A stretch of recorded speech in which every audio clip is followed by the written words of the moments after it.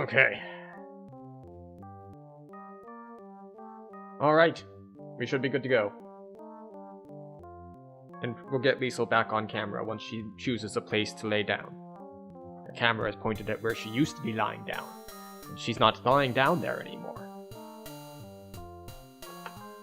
But yes, so I didn't know this game existed until I started going through Good Old Games' old catalog in order to do this whole series, going through from the 80s to the 90s and so on and so forth. And, yeah, it should be interesting. It's probably gonna be weird. I don't know exactly how weird, but definitely somewhat weird. Okay, she stopped moving briefly. Let's see if we can get her on camera.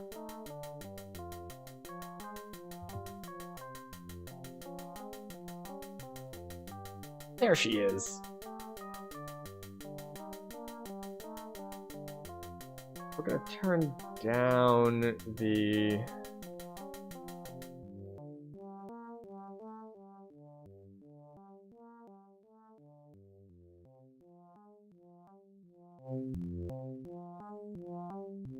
There we go. It was a little loud, but we have it covered. Alright, so, Elvira, Mistress of the Dark, was a movie, came out in the late 80s. The game tie-in came out in 1990. It actually did well enough that it got sequels to it as well, so clearly it's going to be an amazing game.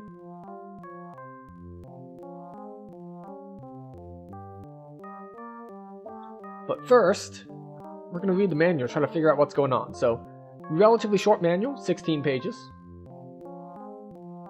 We start with Elvira, which is to be expected. Often because let's move this off screen for a moment. There we go. So,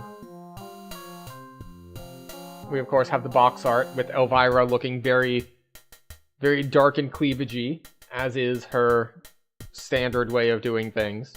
So if you saw the thumbnail on the loading screen, well, this is it. This is the box art from the game. So if you ever thought that video games putting a bunch of cleavage on box art in order to drive sales was a recent thing, no, not at all. Not recent at all. So, just gonna... In fact, I think what we can do is we can stick this right over here.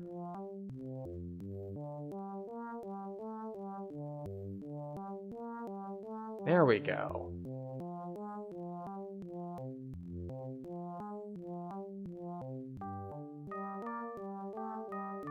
There we go. So we have box art there too.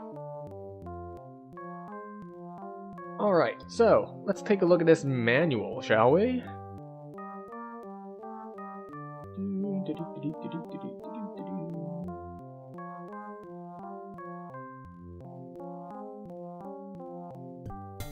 Also, alright, so Kilbragant. Alright, oh, we're starting off with a diary entry. Of course, let us get in the right mindset to perform, yes. England, September 21st. Dear Diary, that creepy portrait in the castle's front hallway should have tipped me off right away. I mean, I'm not used to running into people who look exactly like me, especially people who've been dead over 100 years. And my attempt at an accent immediately starts just migrating.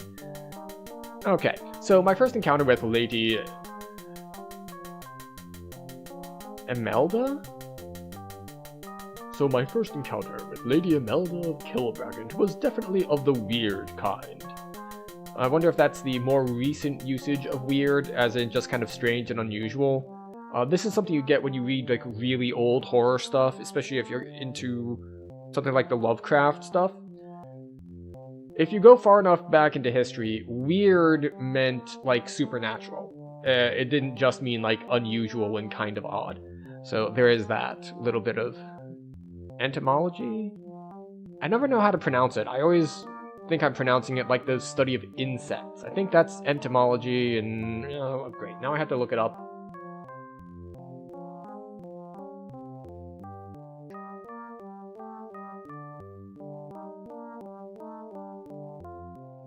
Study of word origin. Etymology, or sorry, there's no N in the word one. It's etymology. What is entomology?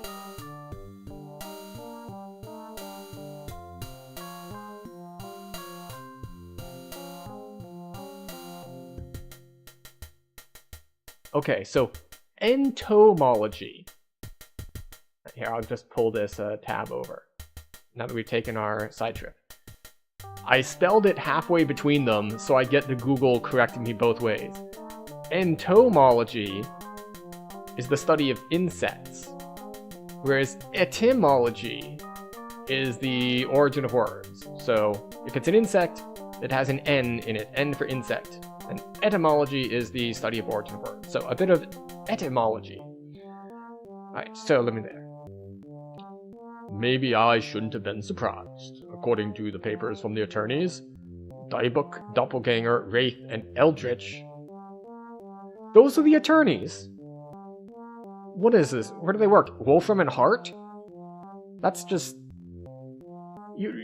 Once you see those names on the building, you go find a different building. The resemblance isn't just coincidence. It turns out Lady Imelda was also my great-great-grandmama Imelda. It also turns out that with the demise of my evil Uncle Elmo, how do you know he's evil? I now own this place, lock, stock, and dungeon. Apart from the striking family resemblance, I've got to admire Imelda's taste in clothes. She sure gets a lot of mileage out of that little black number she's barely wearing in her portrait. Too bad I can't say the same for this rock pile's decor. Pretty dusty and musty, but nothing that can't be fixed with some neon lighting, a couple of Naugahyde couches, and a few movie posters alongside those strange paintings with the shifty eyeballs. This dude's gonna die. I'd like to turn this place into a sort of macabre bed and breakfast, the kind of place you visit if your idea of bed includes marble slabs, and breakfast is blood sausage and killer tomatoes. Now, there's a pop culture reference that lots of people won't get and is very dated. I don't even know when Attack of the Killer Tomatoes came out. It's... ooh. After all, there's a hedge maze in the garden, a kitchen that's better equipped than Dr. Frankenstein's lab, and enough bedrooms upstairs to hold all of them, and some great views of the northern moors from the roof. So Kilbragant should be a wicked place to entertain a few tourists when I get it cleaned up. October 9th, what was the previous one? September 21st. Alright, so we're like 2 weeks later. 2 or 3 weeks later. My redecorating project is coming along. We may even get the place open for the Halloween season. But these days, life is getting stranger than the head with two things. The thing with two heads. How are you correcting yourself in text? Are you dictating this to someone? Let's see. This afternoon, while crawling through a heap of legal papers big enough to hide a Rodan, I found an old clipping from the local paper that may explain why the place has been deserted since the Bloody Mary days. They ran it as a Halloween gag, but it reads more like a late-night horror movie. It seems that great-great-grandma Imelda was married to this kind of boring dude, Sir Elric, who spent a lot of time on the road, managing the family affairs in India. He left Imelda hanging around Kilbragant all alone, at a time with nobody but a few bats to keep her company, until this guy, Lord Barrowmond, showed up one day and started a little family affair of his own. Barrowmond was some sort of evil wizard, all caps. Well, not all caps, but capitalized, who had a real way with women. He sure had a way with Grandmama, because she invited the creep to move in with her. They were a real fun couple. When they weren't upstairs doing nasty things to each other, they were downstairs doing nasty things to the terrorized locals. Or down in the catacombs also doing nasty things. Conjuring up more nasty things from the realms beyond. Look, I'm sure they could do nasty things to each other in all of those places. Apparently, Barrowmond thought he was the evil incarnate, and everyone else was inclined to agree, mainly because he made the entire county worship him, like some Hollywood producers I've known, on pain of violent death. Before long, the entire neighborhood looked like a permanent Night of the Living Dead. We're gonna just, like, stuff as many references in here as possible, aren't we? So, anyway, Barramond and Imelda were the original gruesome twosome, until the day Barramond was hit by a stray arrow during a hunting trip, which punched his one-way ticket to Goonland. Goonland? What did Goonland mean in 1990? It means something a little different nowadays. Imelda took over the operation with the help of some unearthly beasties, a handful of ghoulish handmaidens, and an army of callous guards from hell. Of course, the next time Sir Elric checked in, he wasn't exactly thrilled. The crops were dead, the tenant farmers had been massacred, a gang of goblins was gyrating in his foyer, and his wife had obviously been getting beauty tips from the Bride of Frankenstein. Not that he was around long enough to gripe about it. Shortly after he got home, Imelda seduced him, sucked him into a compromising position, and ran him through with the old family sword. You know, normally when I get home, I appreciate being seduced, sucked in a compromising position, but generally I'm the one running them through with the old family sword. I think that's what they're going for. I'm not sure. End of problem. Except for Elric's little revenge, who was born 9 months later and grew up to be my great-grandpa. Understandably, the kid left home as soon as he was old enough to be allowed outside alone after dark. Imelda died many years later. Much to her own surprise, she was sure that Satan was going to make her immortal, which is a line that anyone who's done time in Hollywood would never fall for. Instead, she had to settle for resurrection sometime in the far-off future. A sort of diabolical, don't call us, we'll call you. The directions for starting and stopping her resurrection are supposed to be somewhere here in the castle.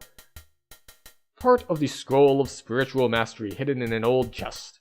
The chest takes 6 keys to unlock. She gave the keys to her loyal flunkies, and told them that if she held on to them, they would come back for her a second time around.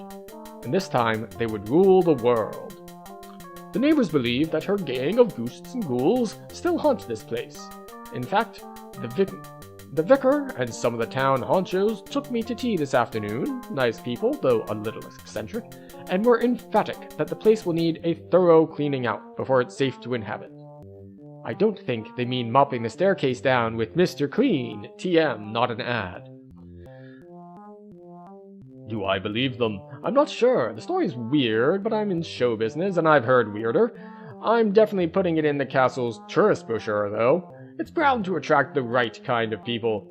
And as far as my own safety is concerned, it seems stupid to rent a hotel room in town when I've got my own castle to stay in. I'd write more, but it's getting dark outside and there's a lot to get done around here. Also, I think I hear someone walking downstairs, so I'm going to check it out. Halloween Eve.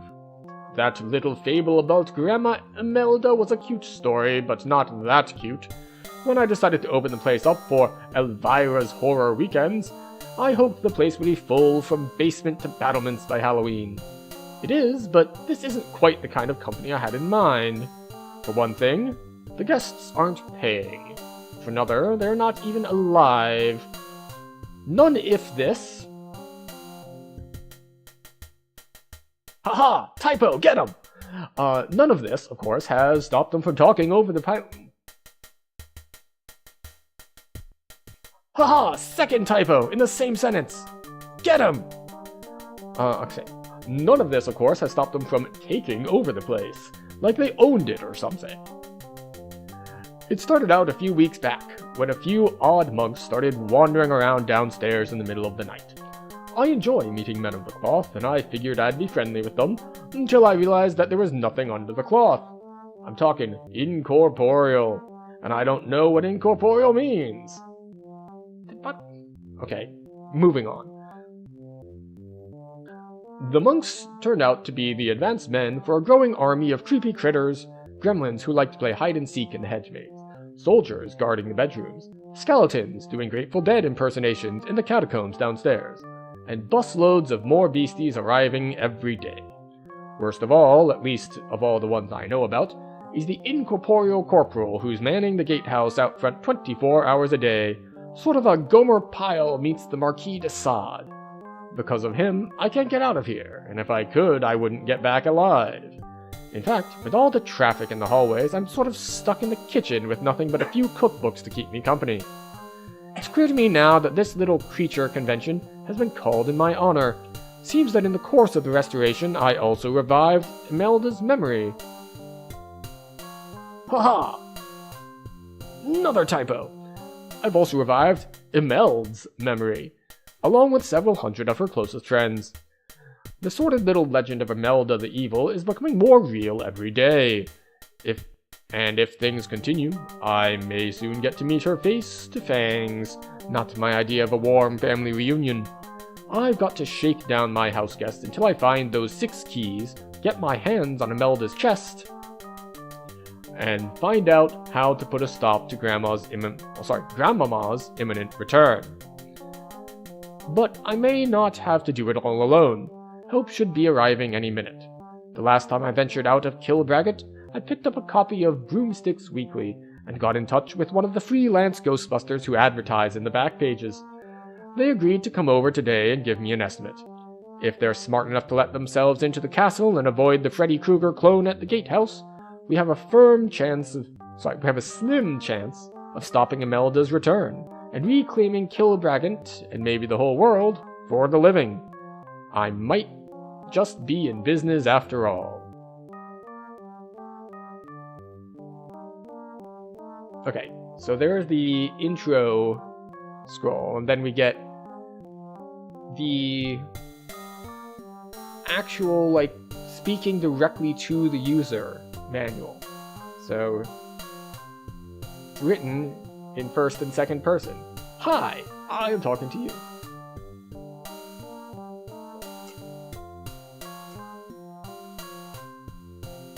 Can I help you, Lisa? Gonna touch the dog.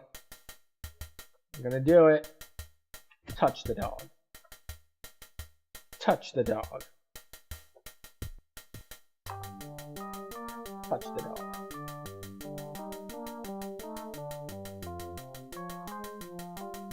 Okay, where were we? Nice looking castle, isn't it? Almost sort of sweet with a little gate out front and the flowers on the front lawn. You'd hardly guess that I'm gonna have to go to the warpath against the 999 ghosts for the 7th dimension to reclaim what's mine in the first place. The right to a decent night's sleep in my own home. Anyway, I'm glad that somebody was interested enough to answer my ad and help me out. I was kinda hoping for someone a little taller, maybe with armor and a sword.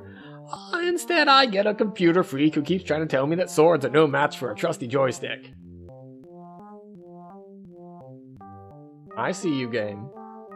I know what you're about. The nerdy, self-deprecating humor is also not new. I'll believe that when I see it. In the meantime, let me show you around the place and tell you how things work. Loading, alright? Don't care? Main screen. Everything that happens at Kilbragget happens on the main screen. What do you mean? I don't get it. The Adventurers Union said that you're an experienced castle cleaner, a real fantasy game stud, and now you want me to explain a simple computer interface. This does wonders for my confidence. Oh, alright, here's how it works. Main window. This is where all actions occur. Exploration, mystery, plunder, carnage, and a little cooking on the side.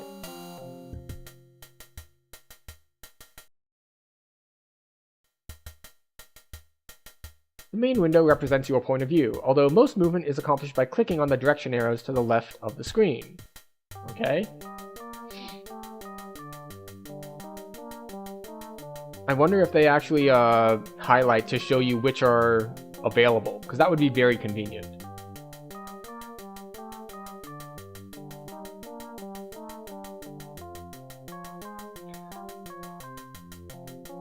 There are special instructions when clicking directly on objects in the main window will get you closer to your goal. To click on an object, you are pressing the fire button. The fire button?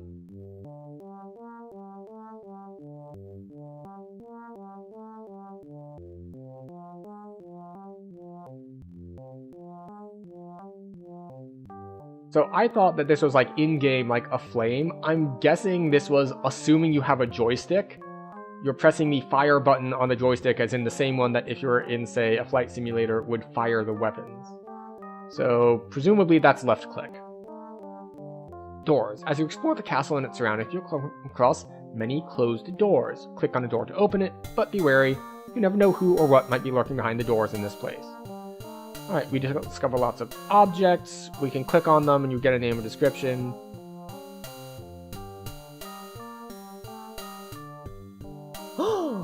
Amazing! So, the adventure type games I played so far have been old enough that, like, I would even have to type in commands. It was basically like we're showing you pictures while you're doing a text adventure. The ability to click and drag, it's like if I see something on the screen, I just click it and drag it into my inventory. We have amazing technology now. Also,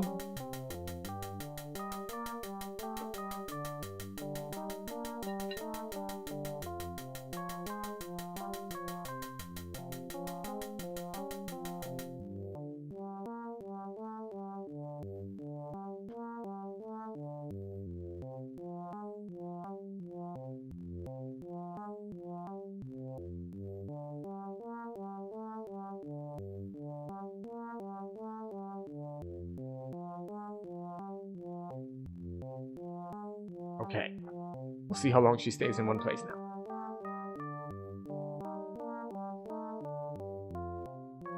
More on inventories and handling objects and weapons, read on, thank you very much.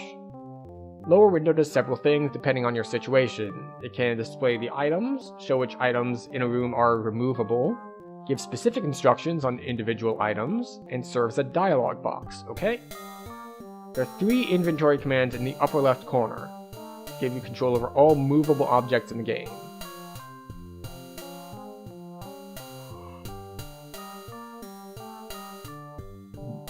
Room. When you click on this command, okay, all movable objects in the room that you have clicked on in the main window appear in the lower window. If there are many objects available, yellow scroll arrows appear at the right side. Click on them to scroll. Double click to get a description. Inventory shows you what you're carrying. Alright.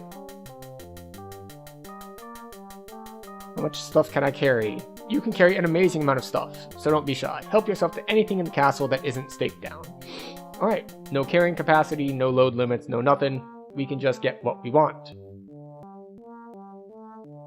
Dropping objects. If you find yourself overburdened, you can drop some. Click on it and drag it to the main menu, and you can drop it. It might be a good idea to make a note of where you leave items. They will stay where you drop them, and you can always come back and pick them up later. Good to know. Weapons works like the personal inventory, but it only shows weapons. Handling objects and weapons, not rocket science. In fact, it's probably less complicated. Alright, examine, pick up, use.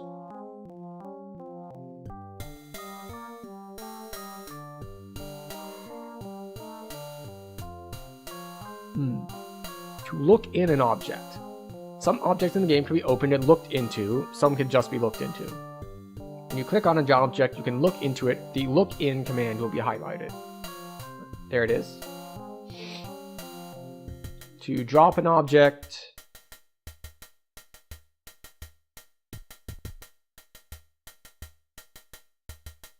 direction arrows are located below the inventory. Commands let you move through the castle. So that's these. Highlighted in green. To move, simply click on the arrow that represents the direction you want to go.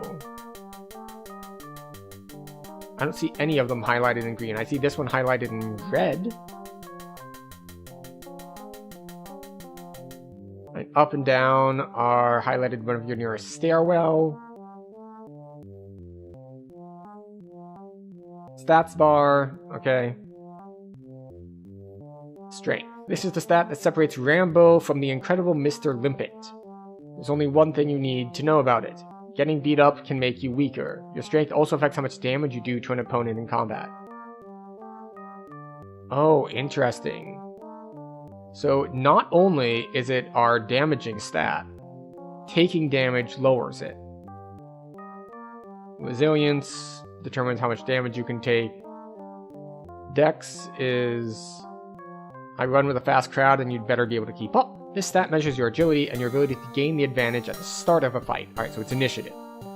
See me for a spell that can make you faster than a proverbial speeding bullet. Skill. Your skill level increases with each successful combat. Read the combat section. Skill will vary as you change weapons. Interesting. So it has weapon specific skill. Life is in life force. A high number here means you're definitely alive. A low number means it's getting to be zombie time. If it goes to 0, you're dead, game's over, and I'm in the market for a new castle cleaner. Alright.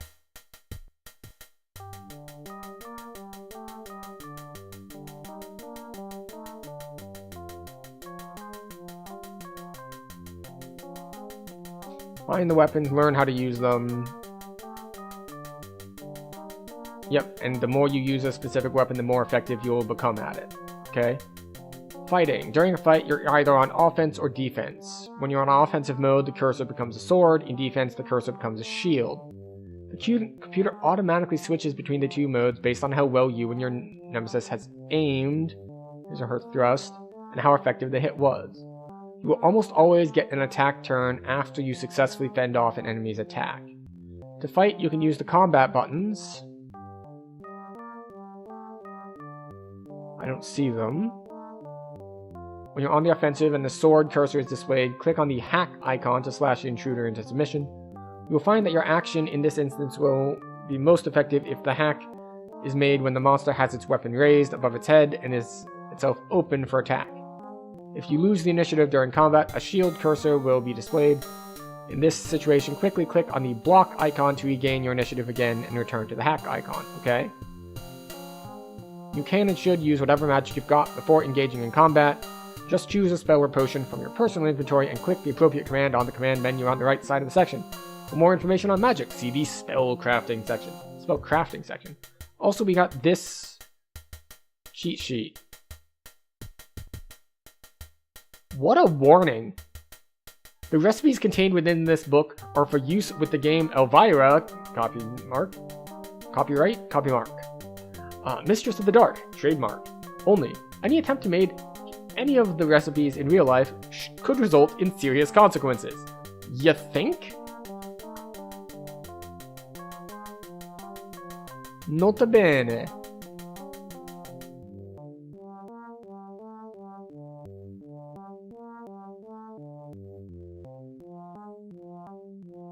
Interesting. Imbibe to become one with the Vitae Naturae, and gain knowledge of the true names of all plants.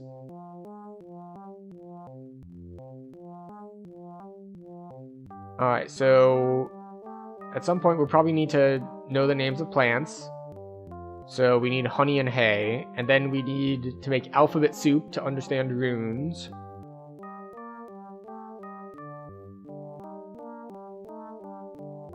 Consuming this cake allows you to cast brain ache spells to the confusion of your foes. Interesting.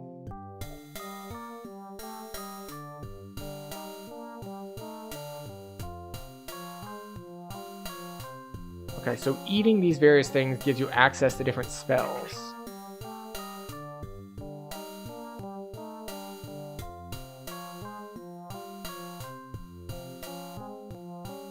What?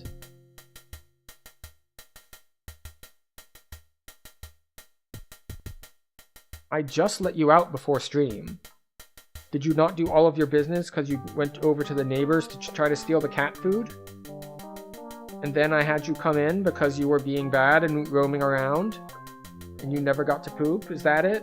You prioritized stealing food over doing what you needed to do? Well, too bad. You're gonna have to wait now. Oop. Alright, now where were we?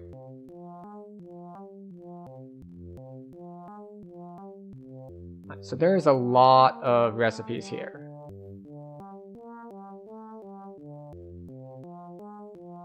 Okay. Magic. Running away. It's often true that he who fights and runs away may live to fight another day.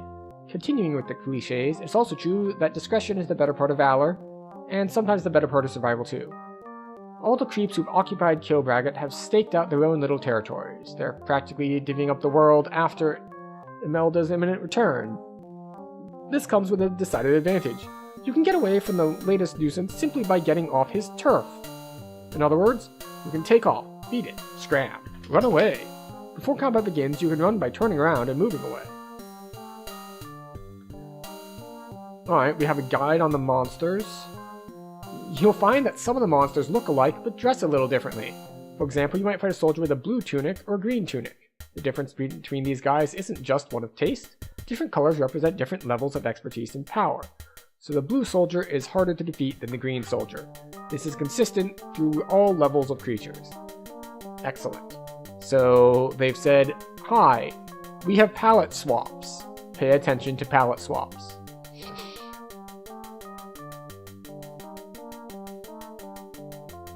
Okay, so soldier, knight.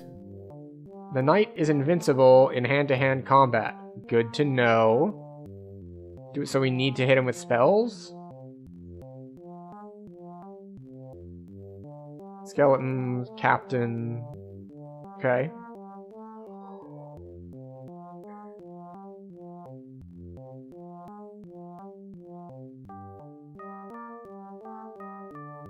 Alright, we can pause.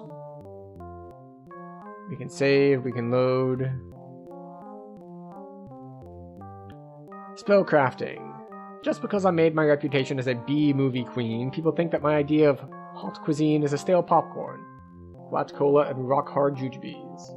I'm actually a pretty decent cook. Really, if you don't believe me, just meet in the kitchen, and let's see what we can conjure up together. In fact, you can't get much done at Kilbragget without my culinary expertise. The kitchen is where I whip up all the magical spells you need to get through. If you need anything else whipped up, I'll catch you in the dungeon later, and we can discuss it. Thank you, Elvira.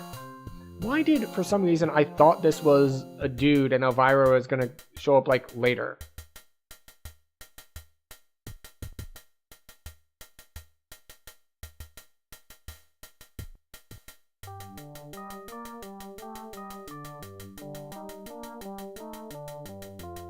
Yeah, this should have tipped me off. It says, like, the portrait of Grandmama looked just like me. Why did I think it was a dude? Very dumb of me. Drop an object.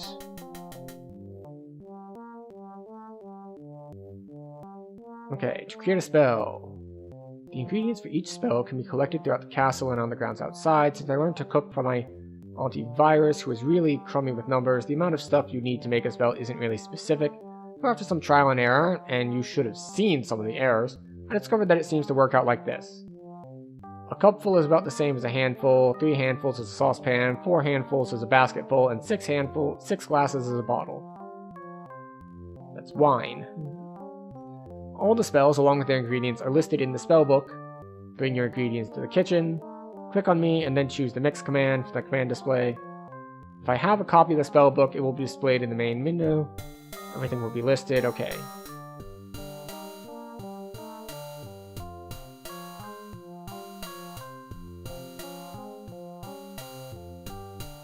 Use a spell, just select the bottle from the inventory list. The actions you can take with the spell, usually use, is highlighted.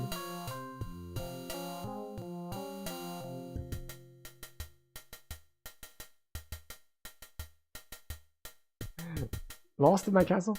Don't worry, because I had a feeling you might need some help, and I have put together a really useful clue and help book, which you can get by sending a check or money order for £5 to Flair Software, the Smithy Side, Portland, Newcastle, England. Excellent. Well, I guess it's time.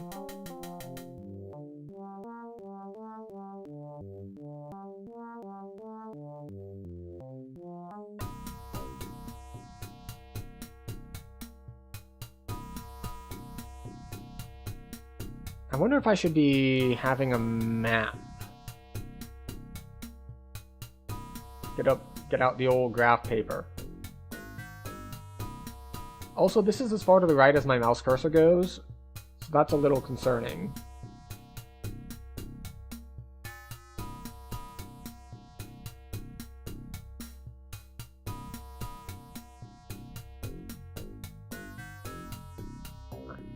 It messed with my mouse sensitivity, so I think we're good.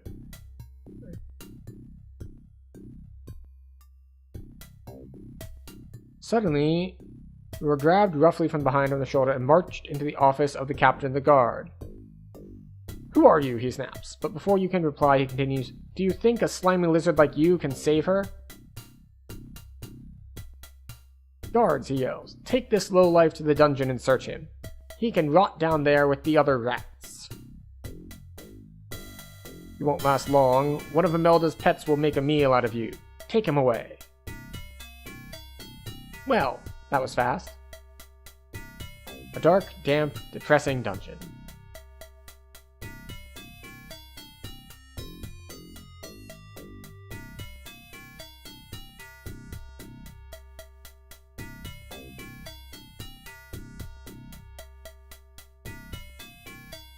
Great. I employ you to save me, and what happens? Birdbrain gets banged up and I have to save him. Follow me, Pinhead.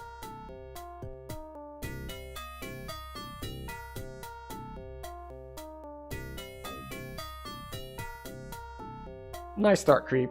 It's going fast. You're lucky he didn't tie your weenie in a granny knot. I suppose you'll have to do. I'm desperate. You must find and open a chest and use the contents to destroy Imelda. Listen, I have made up some spells to help you, and you can borrow this little knife. Here they are.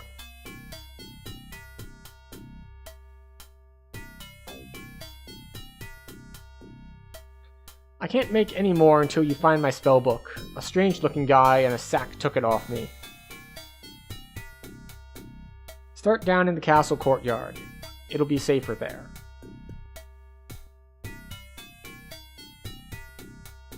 Now get out of here and do what you're being paid for.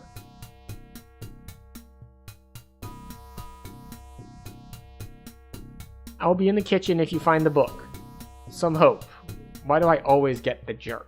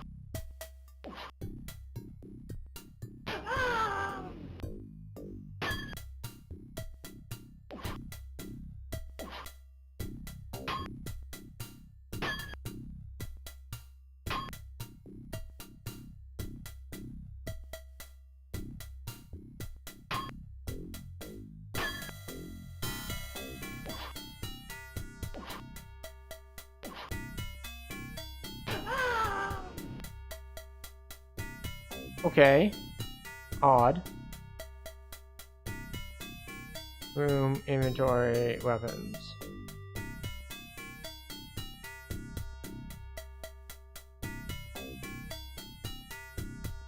Examine. Elvira's small, sharp little dagger. Thorny splinter. Finger light. Wooden heart. Canvas bag. Look in. It's empty. Okay.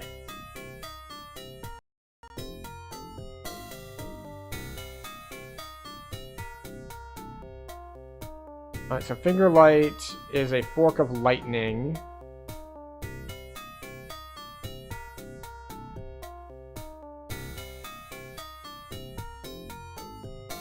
And what was the other one?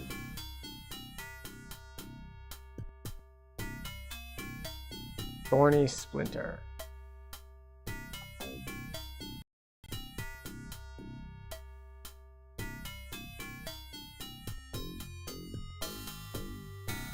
Box of rusty useless old tools.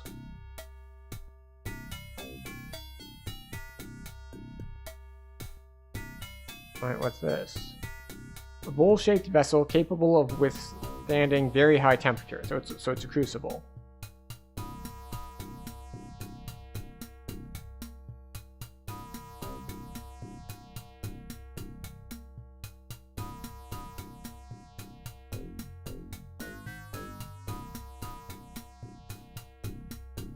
The crucible is hot and burns your unprotected hands. A large metal bench vise. Right, so we can't turn.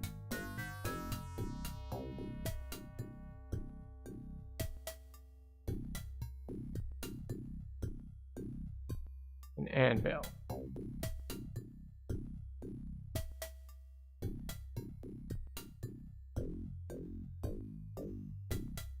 Oh. I think I put it here when I didn't mean to. Examine. An old rotten... Alright, so I got the crucible and then I put it on the coals.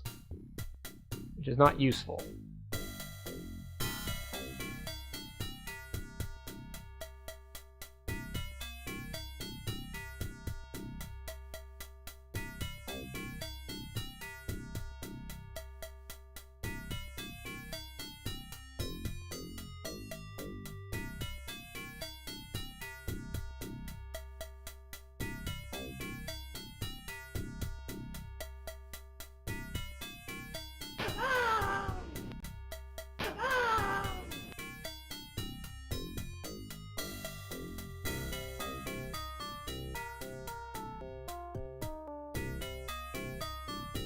Oh, they have a neat, like, going upstairs animation.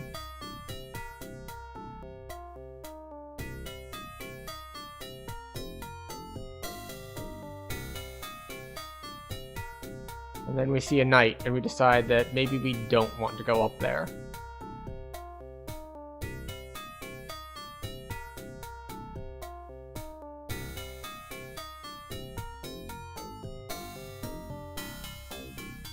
Blue is stronger, I think it said.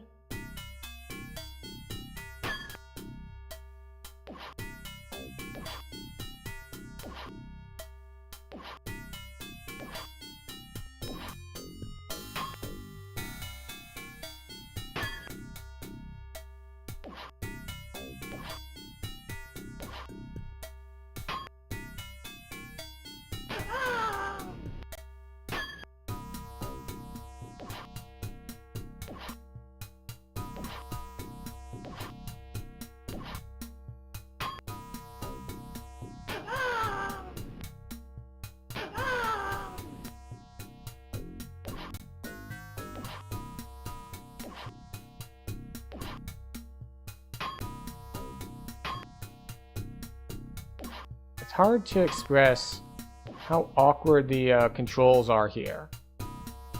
Like, from what I can tell, you need to block if it's coming from the left, and parry if it's coming from the right. But there's, like, input lag, like you move your mouse a little, and it just kind of takes a second. And you don't have a full second to respond.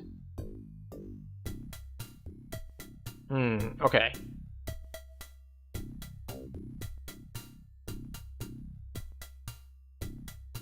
You're walked into the office of the captain of the guard.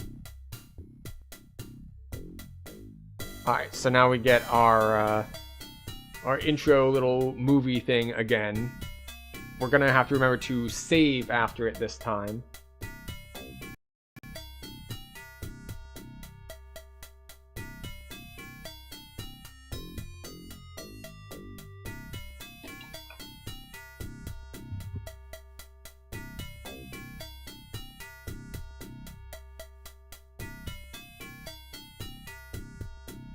There we go.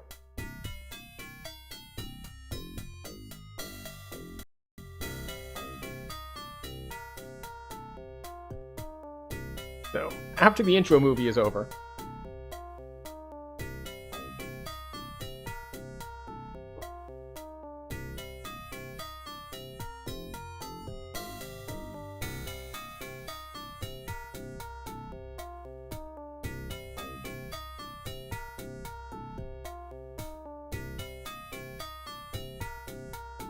It is quite the silhouette she has there.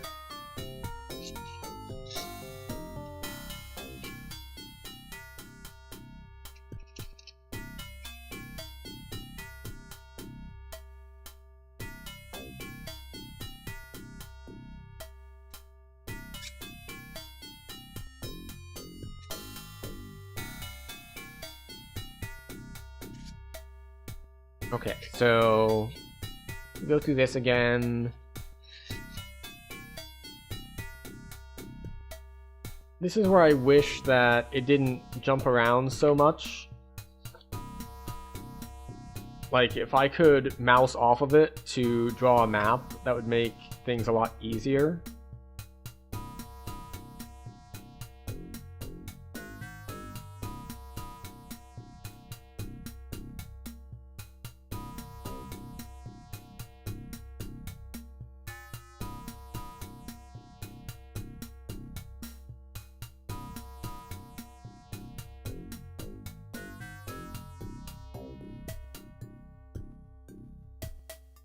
Okay, once you get done with your spiel,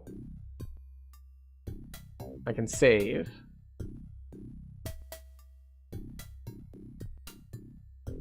Can you get done with your spiel soon?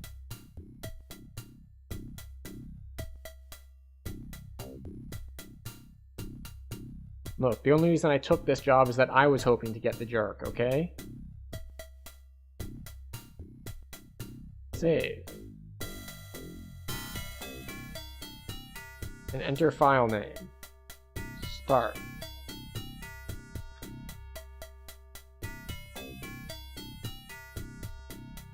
It does not respect caps lock.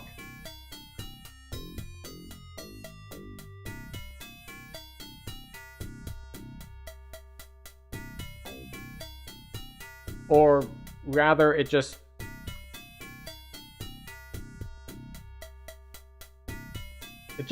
starts with all caps. Maybe I had caps lock on when I started the game, so it like locked in on that. It won't obey it anymore, but it's defaulting to all caps. File already exists, override it, yes. I don't know how it exists, but alright, red tabard guy.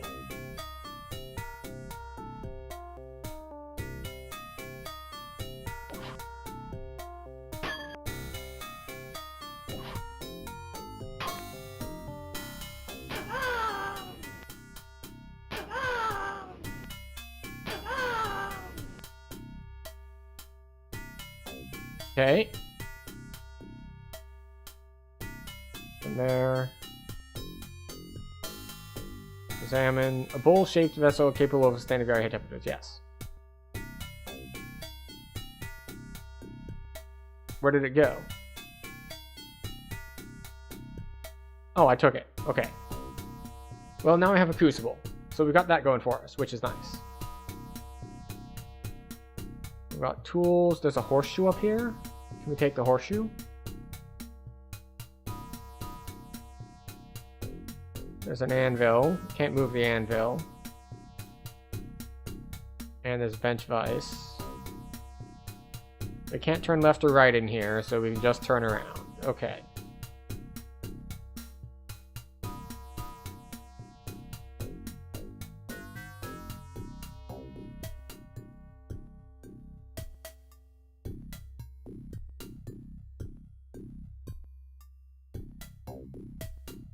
Alright, another red tabard guy.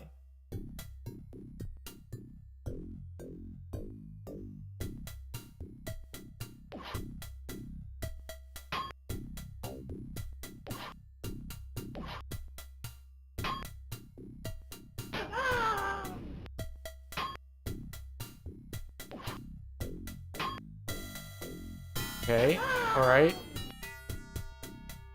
We're already down to 81 life when we started at 91, and apparently we get 0 experience for fighting those guys.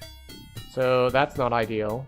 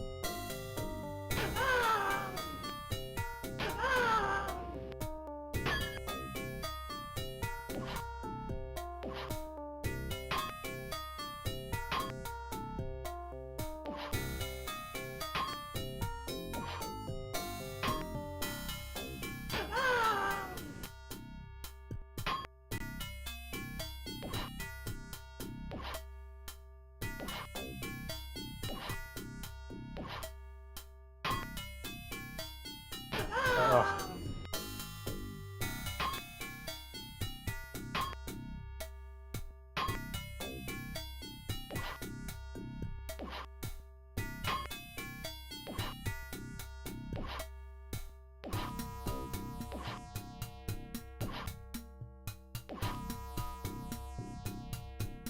Ugh. Oh! When you say play again, it takes you right back to your save file. That's very convenient. Like, it doesn't start you over, it starts you over from whatever save you have most recently.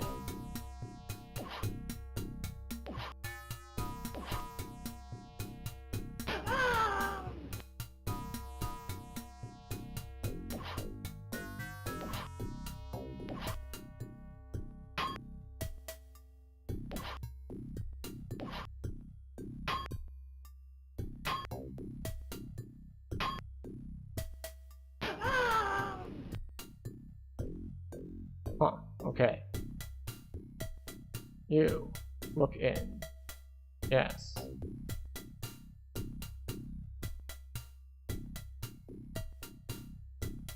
Okay, and now we turn around. Turn left, go forward, turn left again, go forward again.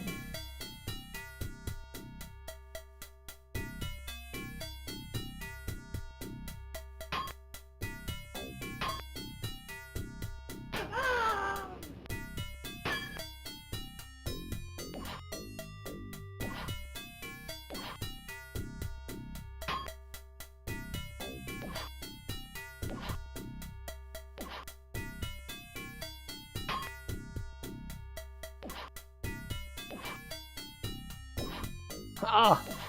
I'd be better off just clicking the same side every time and hoping I get lucky.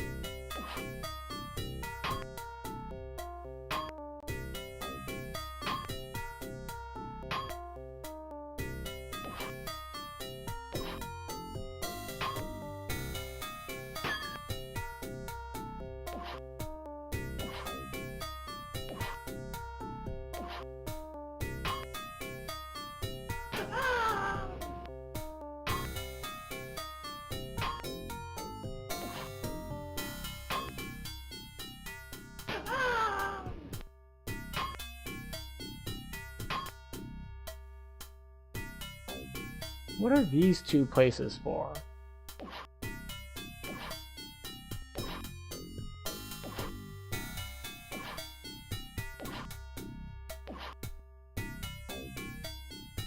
So, what are the above and below?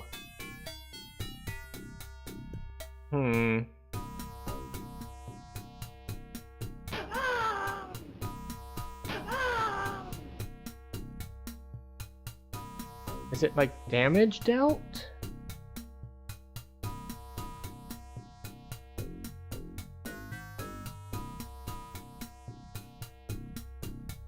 Okay, so look in, take the crucible, leave, turn left, go forward, left.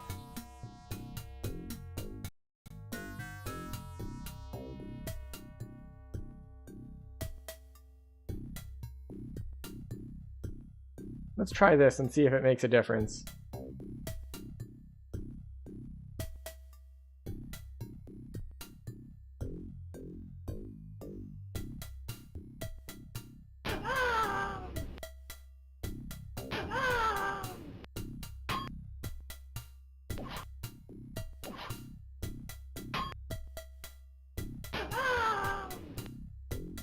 So I slowed down the CPU to see if it would make a difference on how the combat went.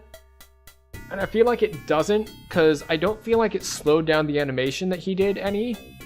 And also, it felt like it also made the controls of the mouse less responsive too.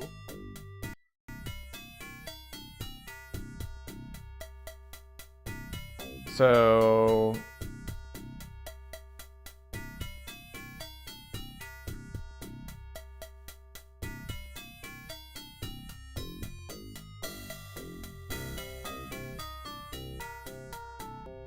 we're gonna try fighting this knight person and see what happens.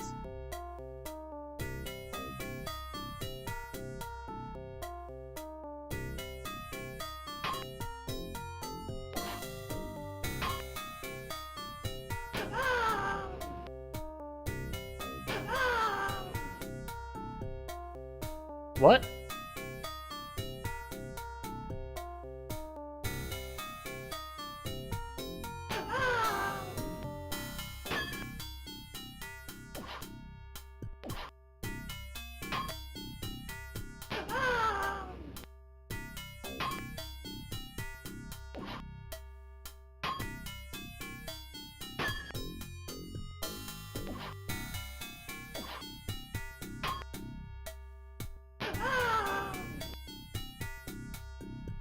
Okay, so I guess there were just two of them?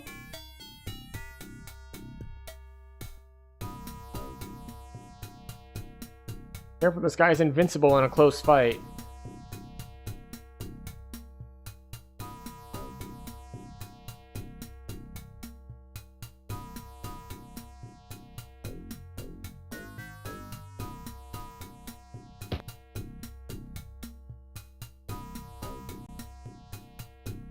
Could I have done something about the arrow?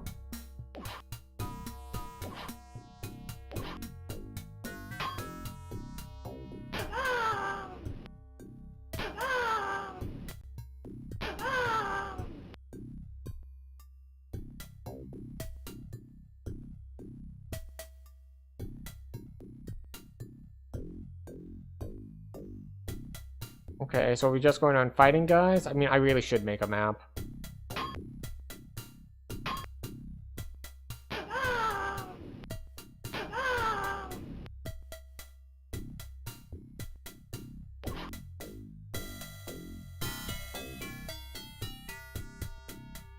Alright, let's go all the way up the tower. See what's at the top of the tower.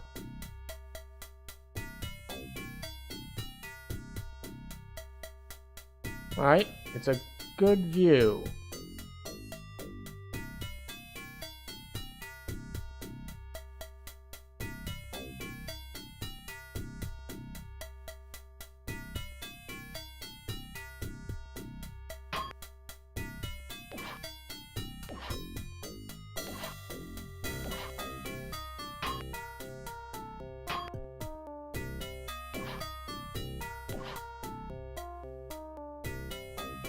Ooh boy, okay. What if I don't go up the tower?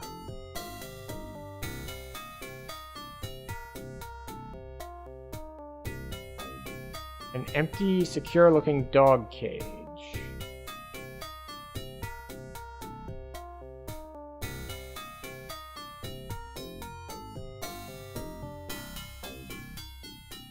Alright, another random soldier guy.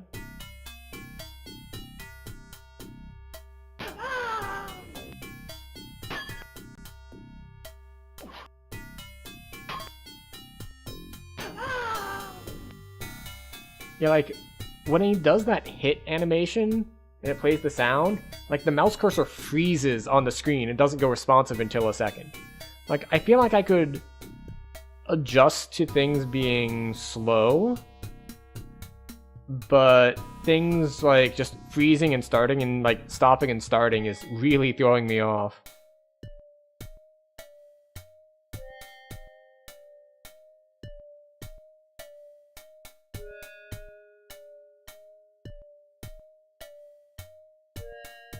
This seems deadly. Hi.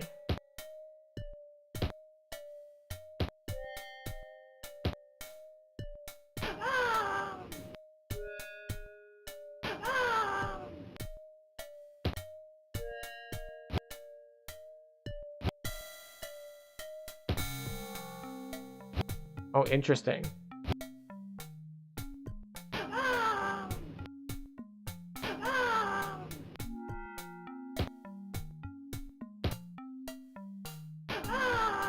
So, it's not just like left or right normally.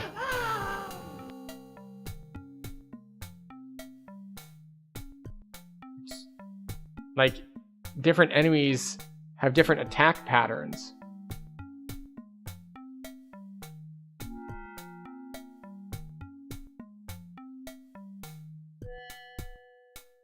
It's frozen? Are we crashing? What's going on? We are unresponsive.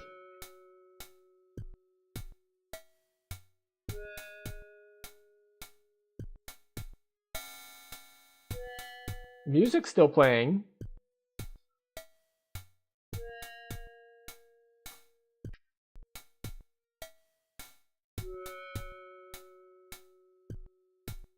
My mouse still works outside of game. Inside of game, though, you can see that,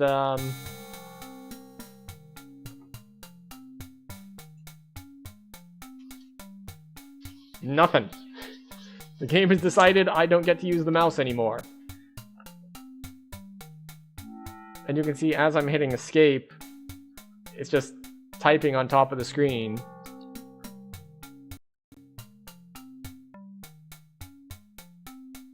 Okay. We're restarting the game, I guess.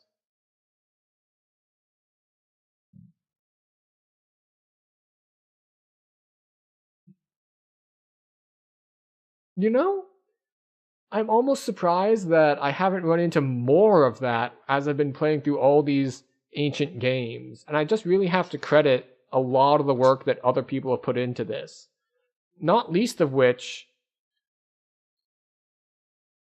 graphics card. Ooh. Oh yeah, we're going for 256 colors. Yeah, we'll go for PC internal speaker, sure.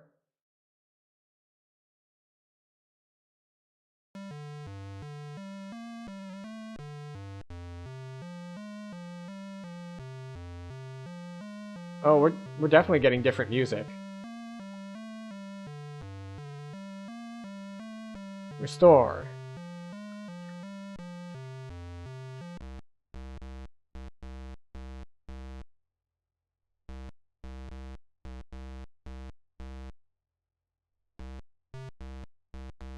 I should not have chosen this.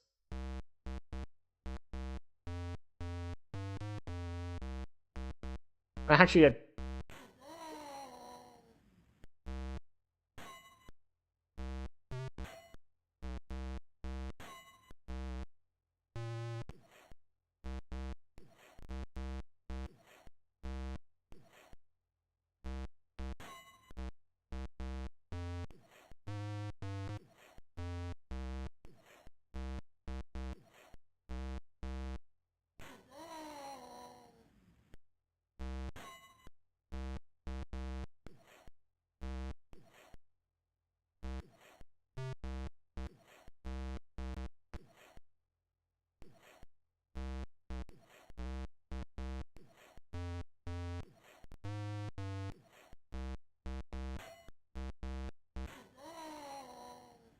And the controls are really messing with me here.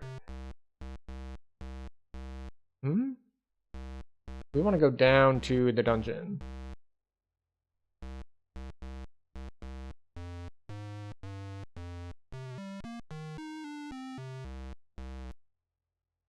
I think we are going to restart and pick a different sound card, though. Because while it's interesting to hear the integrated PC sound,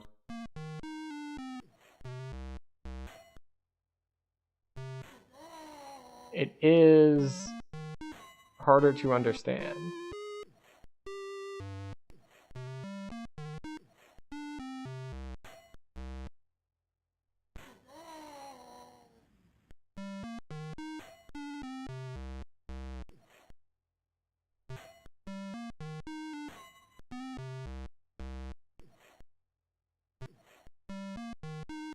Come on.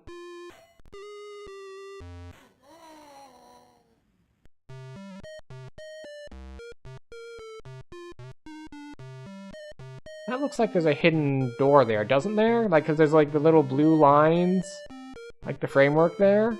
It doesn't let me go forward, but...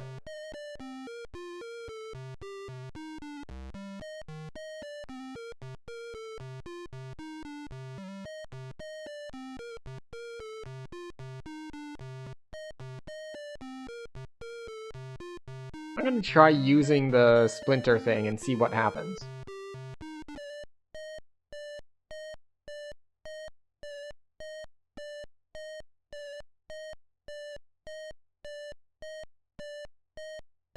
Are the bleached remains of long-forgotten heroes. They should be left in peace.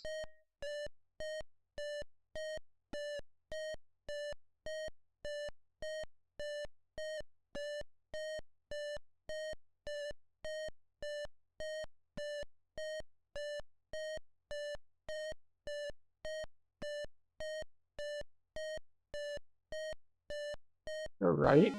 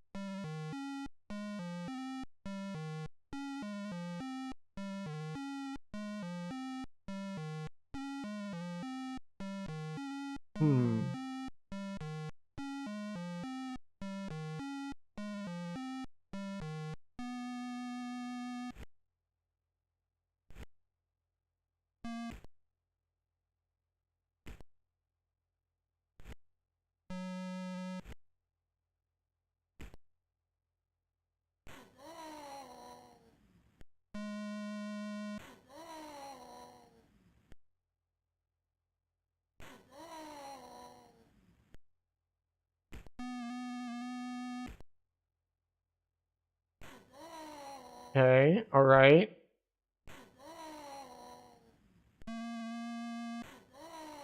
We're not doing any damage because we were hit so many times that we took a bunch of damage to our strength.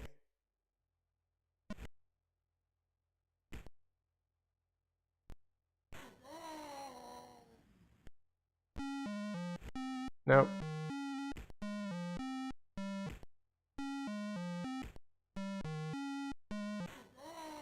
Okay.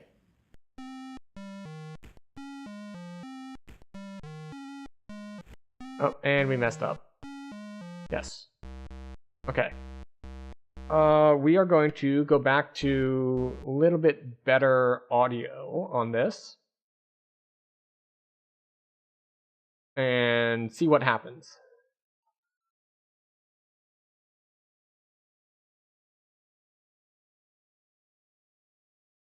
Once it decides that it wants to load again. But the mouse responsiveness is...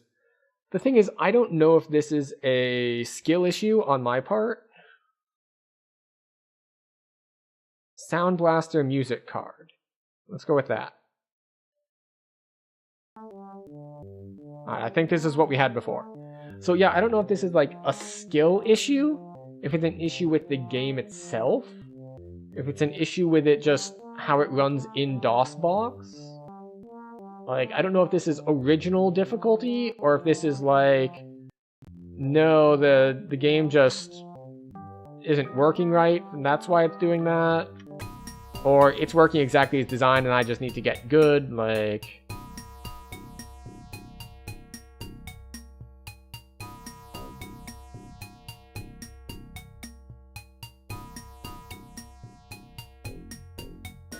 Okay, so we're gonna fight this dude.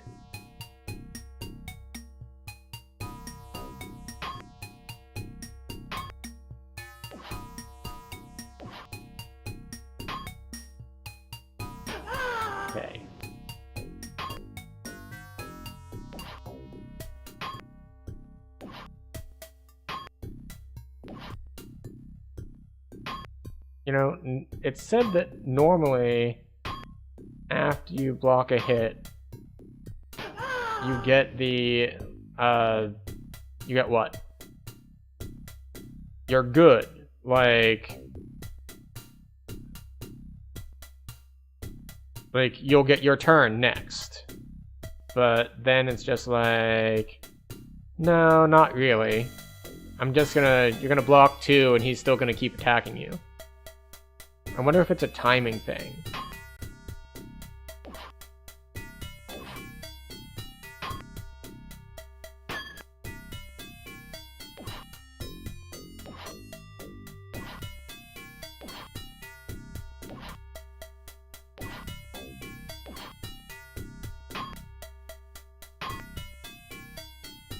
I feel like I'm doing worse than 50%. So I'd be better off just like always clicking block or always clicking parry.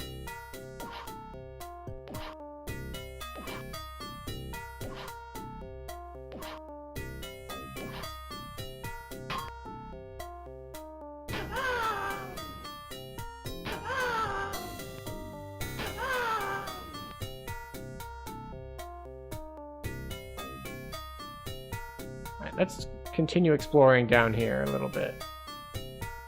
That's the entrance. That's where we just get caught by that dude.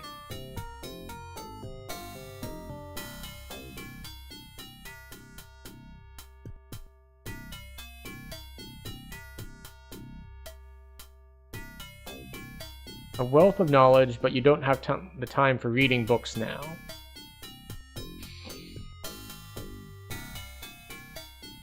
Spellbook.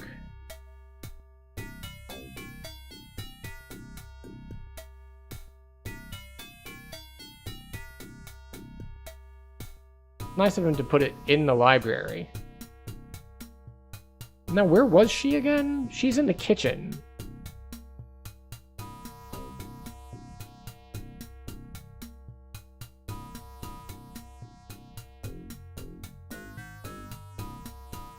Take a picture.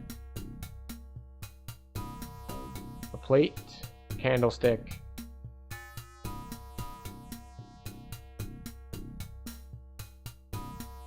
Room.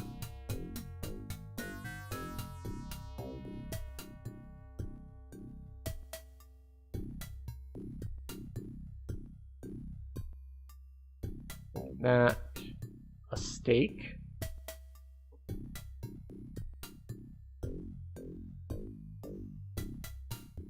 A cushion.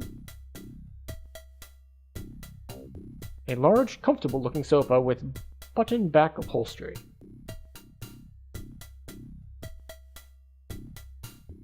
A small photograph. Examine. A small ornate frame containing a photograph of Elvira as a child.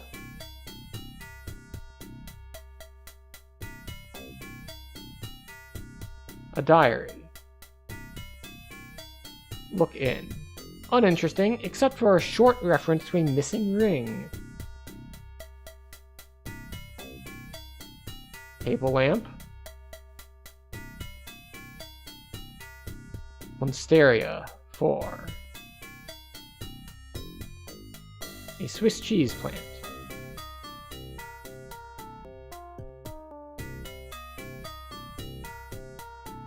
A glass chandelier, a cleaner's nightmare.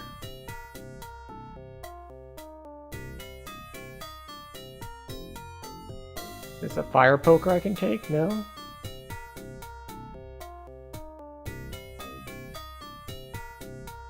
Weapons. Still just the dagger.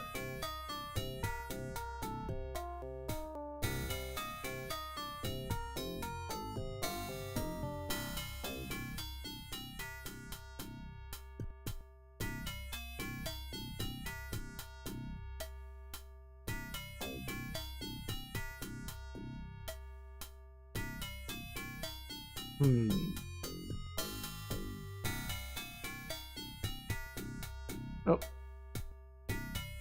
And we have a fight. But it's a red tabard guy, so we should be fine.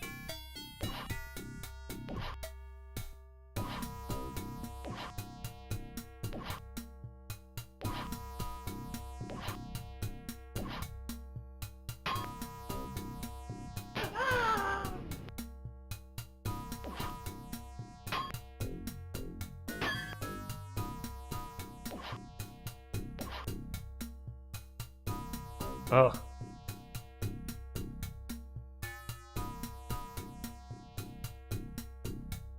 Maybe I should just avoid combat, but it says I need it to get experience, so...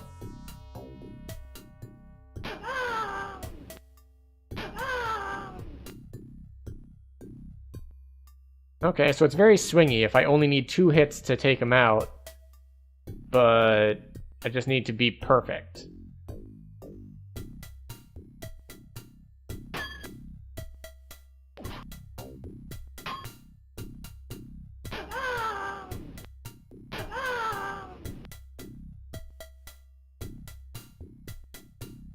That's right, okay.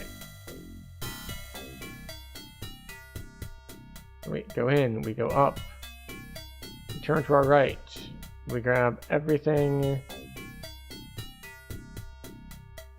that... We're just gonna click on everything.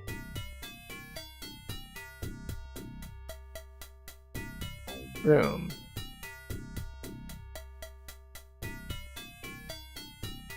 We're just gonna take all of the things. If it's in here, we take it.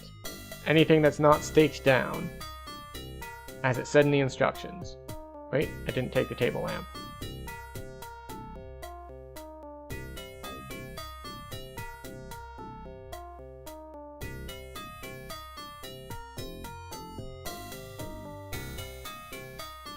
And this spell book. Do I need to drag it to an empty area? Alright, I do need to drag it to an empty area.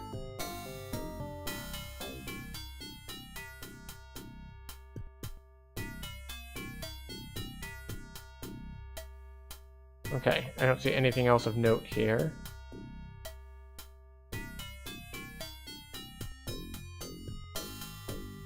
What was in here? Beer pumps that have not yet been connected.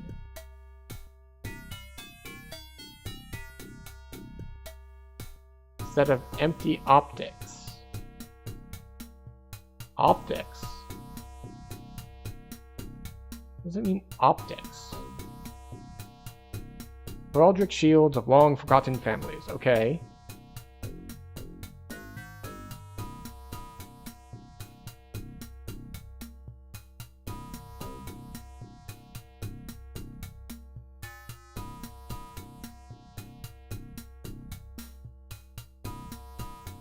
Alright, I guess we can do something with that later, maybe?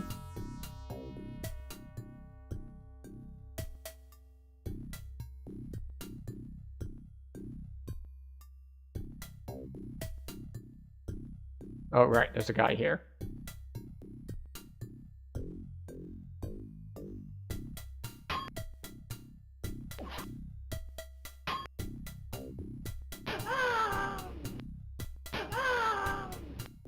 Like, you can see how the mouse blinks. When I, just like, after I hit him, you'll see that I end up moving the mouse a little, but you see that it instantly snaps to somewhere right afterward, which means, like, while it's playing certain animations, it kind of freezes the mouse in place, which makes it harder when you're trying to click on things.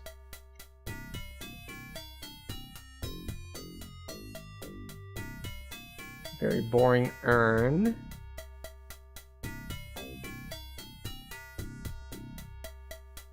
Dusty old painting, dusty old painting. I don't see anything else interesting in here. And I can't pick up any of those either. Okay. What about this way? Yellow tabard. This guy's just gonna beat my ass, isn't he?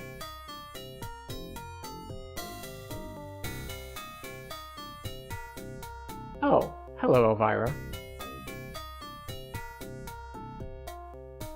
Diary. Spellbook.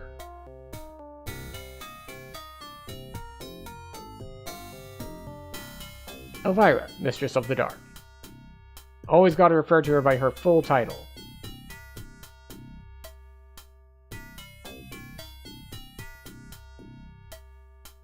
Mix. Fire sponge.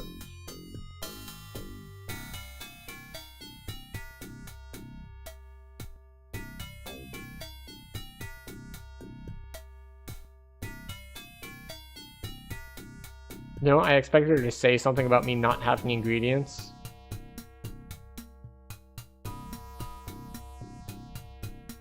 Spoon. Interesting, so I can take her, like, cooking stuff.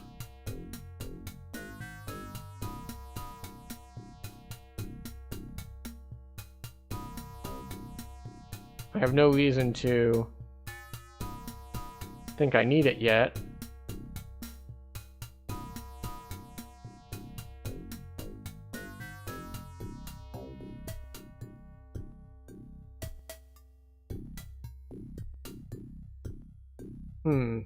Okay. Here, you can keep your diary too.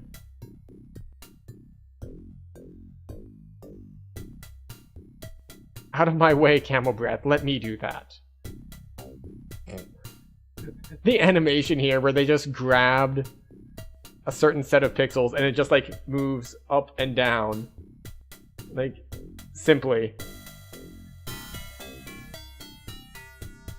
There's a secret passage here.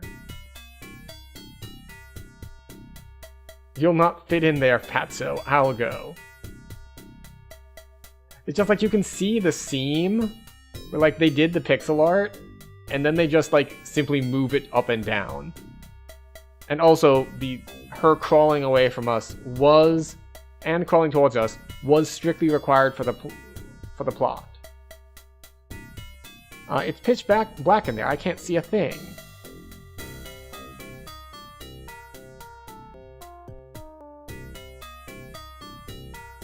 Do I have a light source? I have a lamp.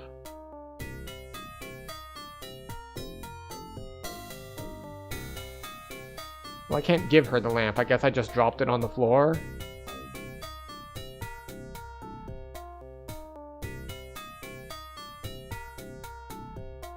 Okay.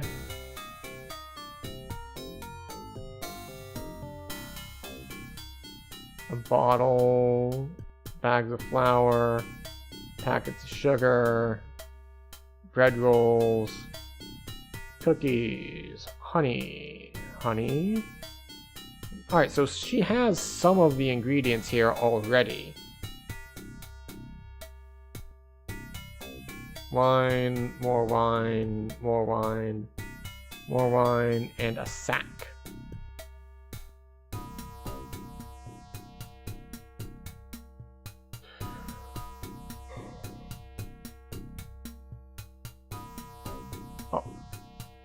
Oh.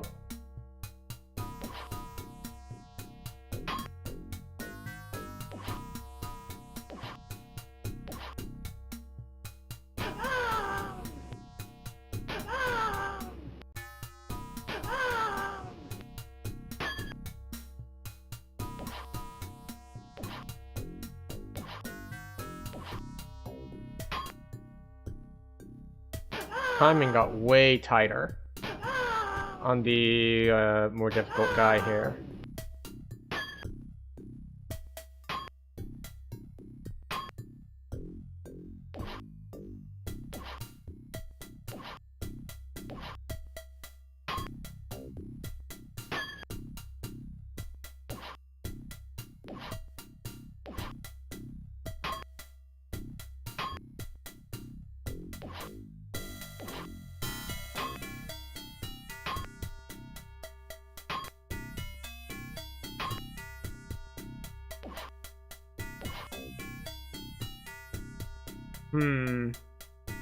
This is a rough one. I'm going to do the same thing I've done for multiple adventure games so far. Which is, we spend the first, hour, 2 hours struggling against it. And then we get help from the internet.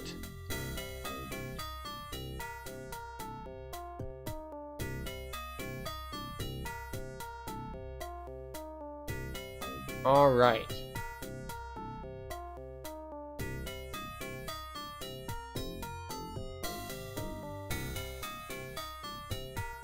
Game facts. Last updated December 10th, 2002.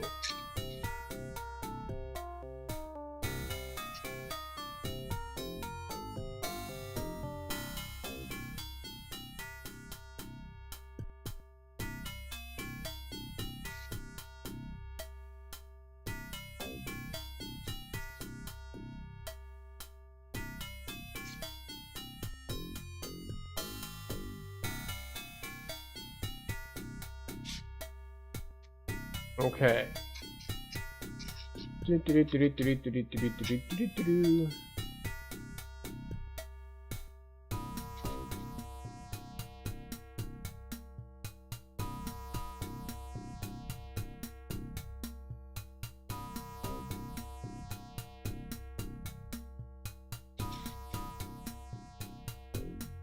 Okay.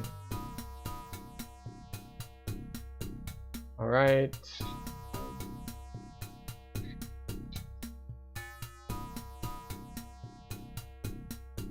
Interesting. So the walkthrough says the gameplay is good and easy. I just had some problems figuring out how to mix spells, but that's no big deal.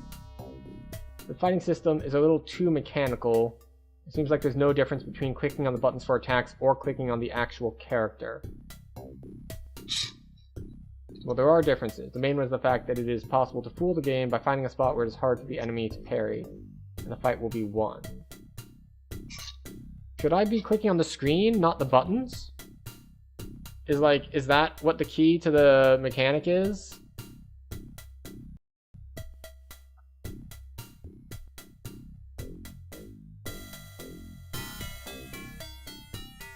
Let's try clicking on the screen instead, like right versus left.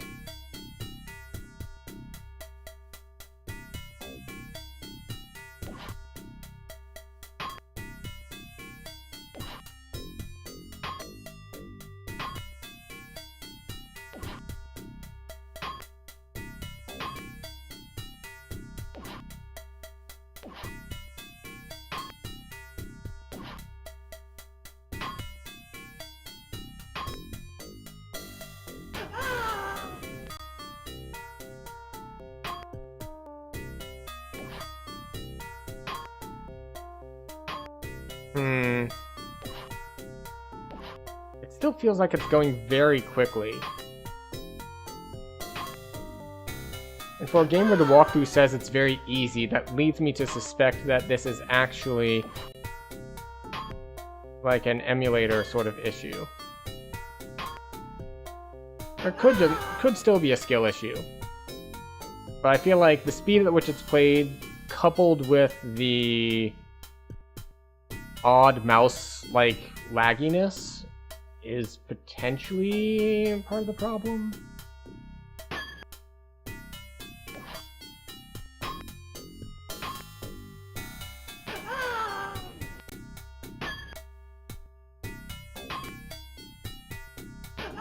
Maybe I just need to adjust to clicking on the screen.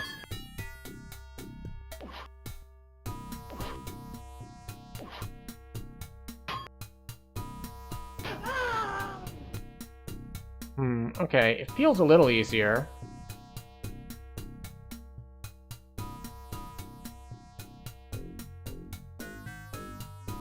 Alright, let's fight the blue guy and see what happens.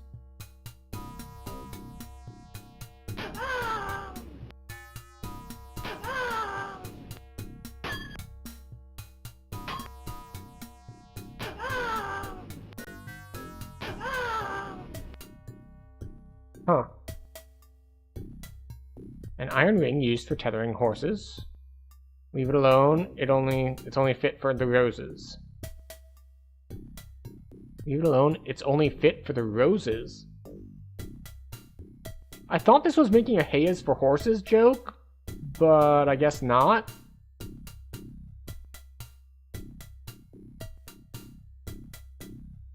You must save me from this torment. Kill the hound with a silver-tipped... Oh. Excuse me. I'd like to click the turn button now. Oh! Full-on trachea exposed death scene. Okay, cool. Yeah. That's a problem.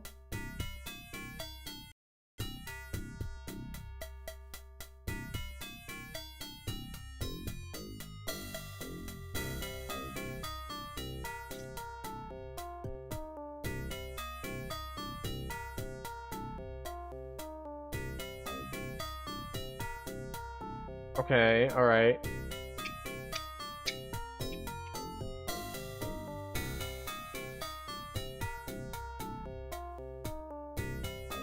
We're ignoring the sections on monsters and whatnot. Beginning the game. Alright, you walk out, you get caught.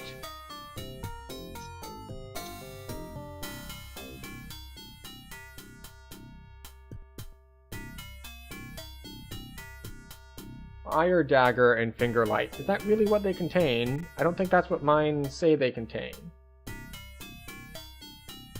Finger light and thorny splinter, whereas the walkthrough says it contains fire dagger.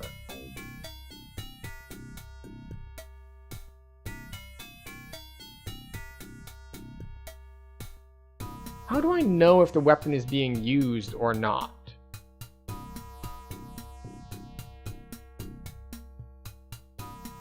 Like, how do I know if it's actually equipped? There doesn't seem to be an indicator.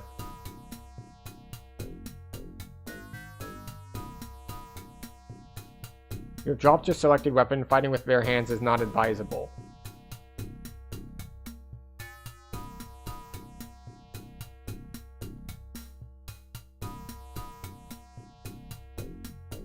Alright, so I know it changed because my skill changed. So, like, if I drop the dagger... Like, I now have skill 10.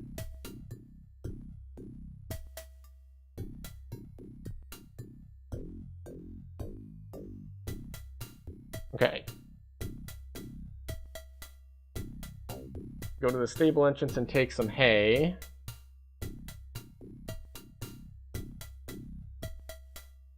Alright, I did that, but then I got eaten by a werewolf.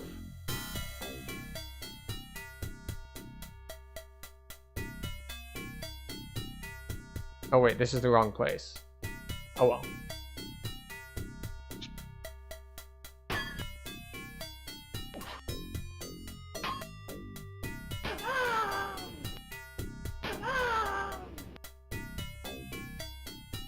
Yeah, we don't want to be here.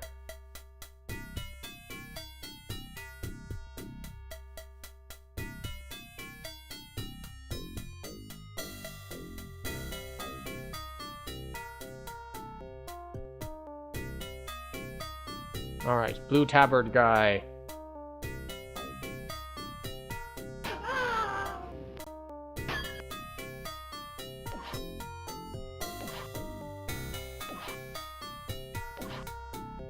Am I just clicking too slow? Because I was on the right side.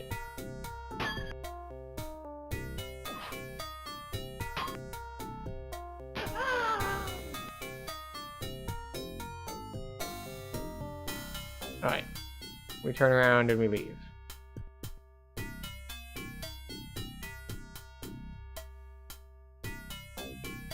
And a wooden heart in algae sauce spell. Do not consume the wooden heart. You'll need it later.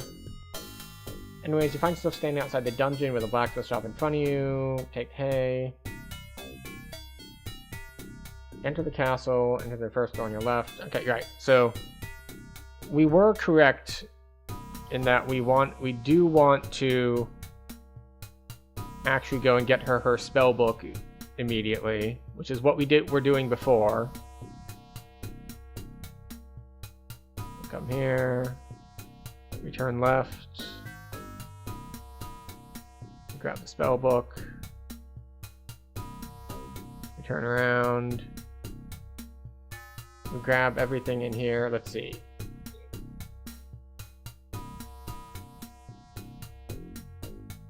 Take the stake and the monster plant. Yep, those are the ones that felt more relevant than all the cushions and stuff. But let's see.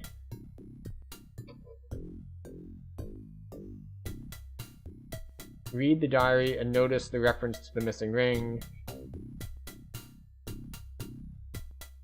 Okay. Diary. Examine. Initial E on the front. We'll take it with us, why not? Okay, so let's see. First on the left, blah blah blah blah blah blah blah.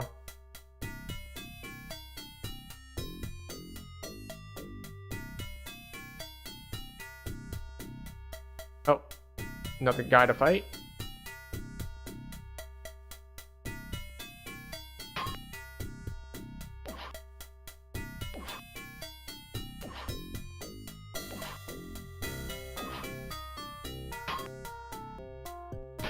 I swear I was clicking there and I just don't know why it didn't work. Maybe I need to spam click more?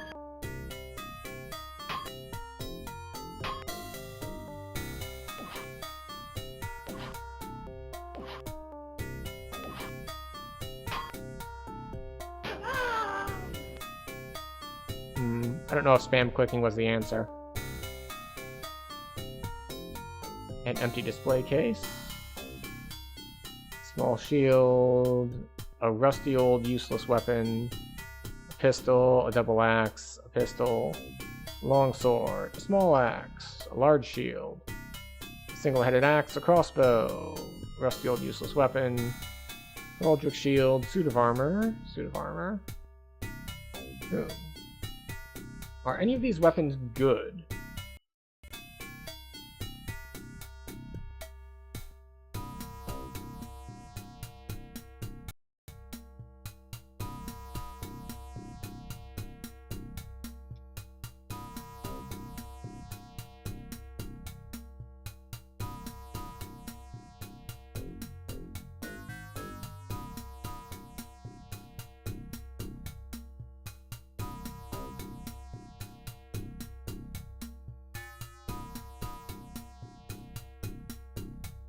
Well, that wasn't the first door on the right. Oh, see, I was in this room before, but I guess I didn't click everything.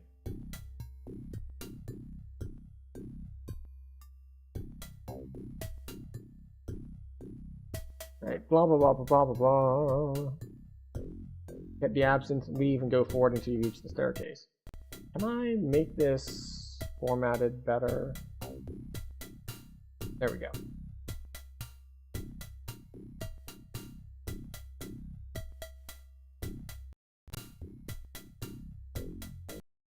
Oh, but it screwed up where I was on the page.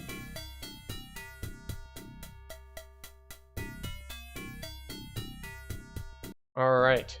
Now where were we? Alright, so we're going through. We did that. We did that. We did that. You even go forward until you reach the staircase. Go down. Give Elvira the black book. Obviously.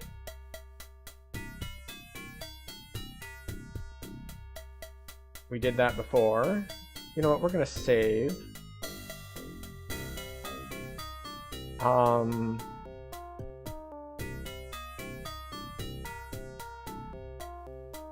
Save it as H health for half health. Alright, let's see what else we're doing here. Let's see. Notice the reference. Turn to right, take the honey and wine.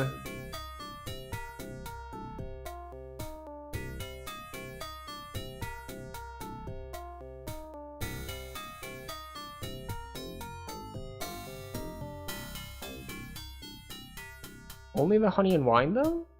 What about the other stuff? Turn on, get the mitts. Presumably they mean the oven glove.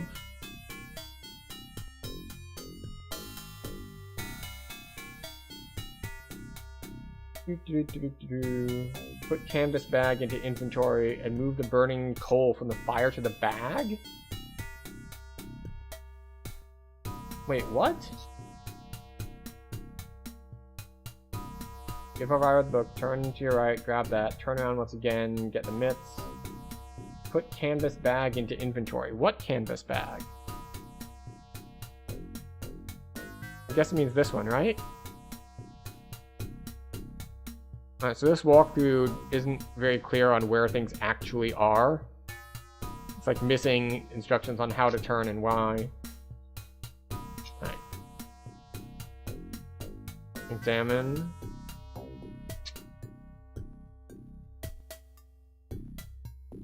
And move the burning coal from the fire to the bag.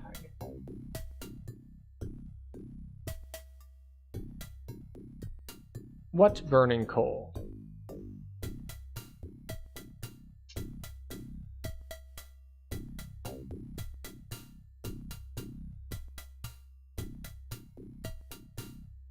Ouch, that was hot.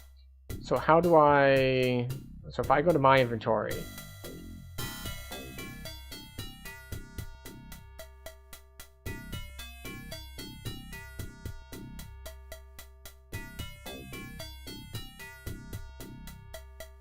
So I thought I'd be able to use these, but apparently not.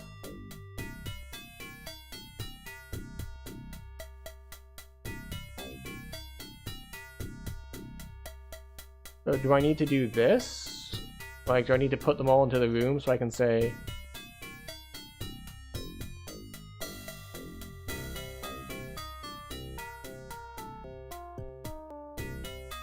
Am I missing something?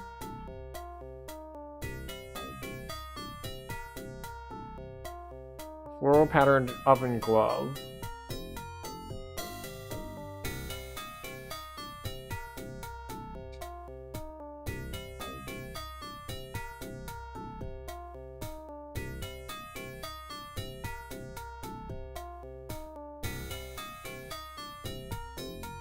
It says move this.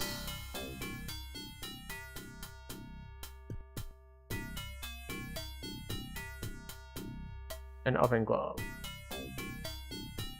So I don't have like any use thing made available. A sack of rice.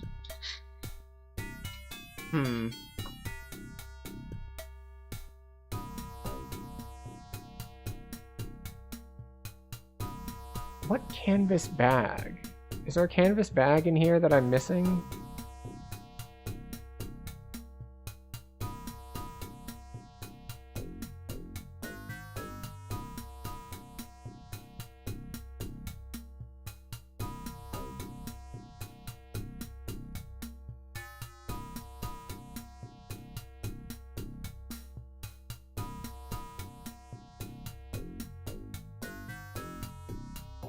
Mix herbal honey.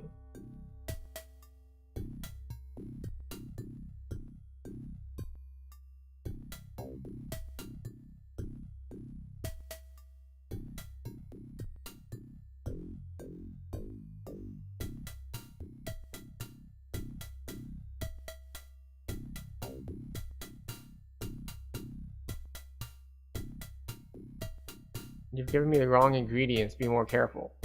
Oh, do I need to move them to the left, not leave them on the right?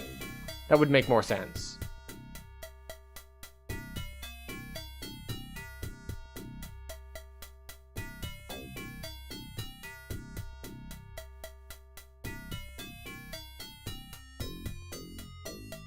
I still don't know what it means by, like, use the bag to do things.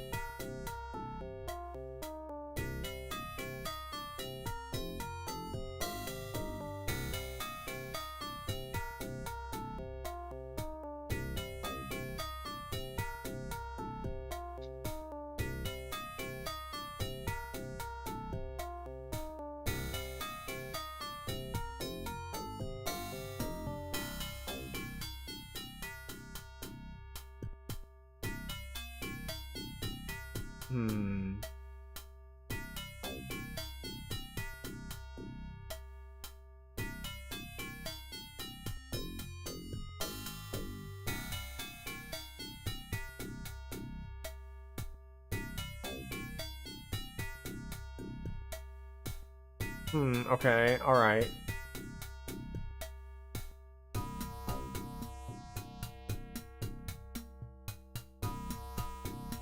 This one is very not detailed, but it basically says that you have to save scum in order to beat the game, which is interesting. Man, you're playing all the games? Yes. Yes, I am. Also, because I had that tutorial open, it was covering my chat, and I did not see that message.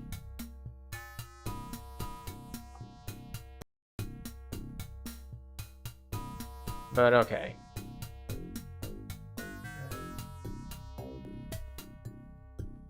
Up. Now, we want to go this way. Room. A longsword. Weapons. Use. Room.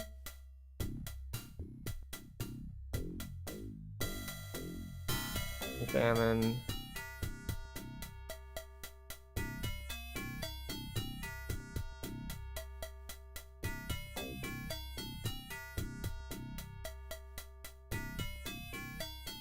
Use puts us up to 22 resist. What about the other one?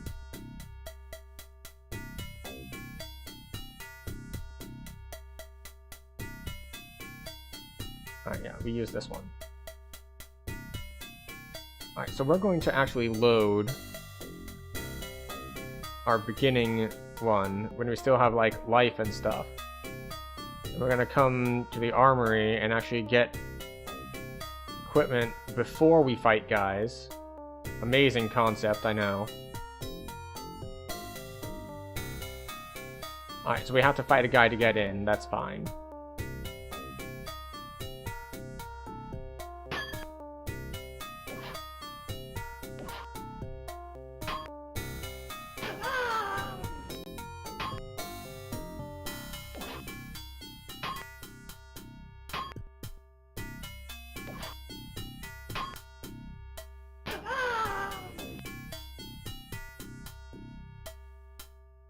Okay. Long sword, small shield, large shield. Boom.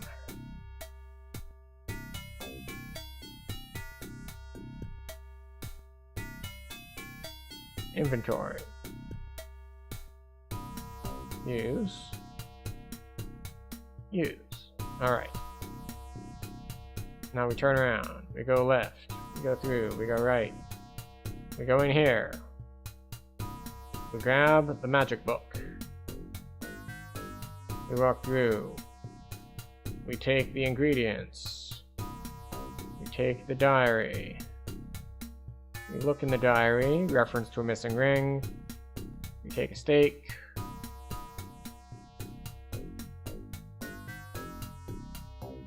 We turn around. We go this way. Go down, we talk to Elvira. Right, we save. Geared. Alright, we look to our right. We have honey. We have wine. We have a sack. Oh, I forgot to get the hay outside. It's fine.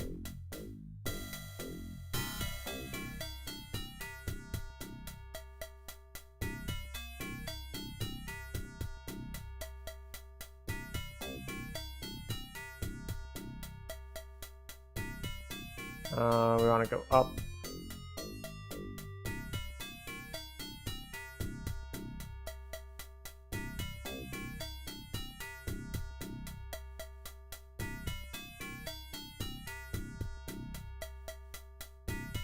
Alright, we take the hay.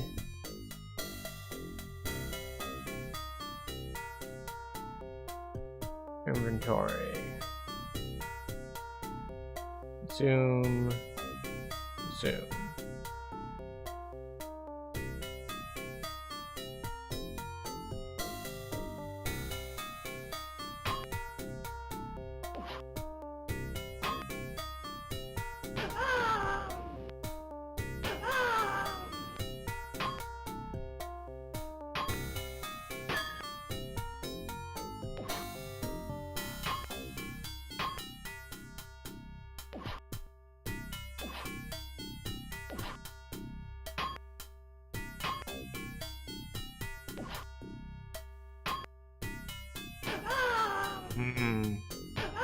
A bunch of damage here, which is apparently not which apparently makes the game like impossible to win, according to the kind of like tutorial thing. It essentially said, yeah, by the way, there's like no healing in the game, so you really need to save Scum every fight to make sure you get through it as a flawless victory.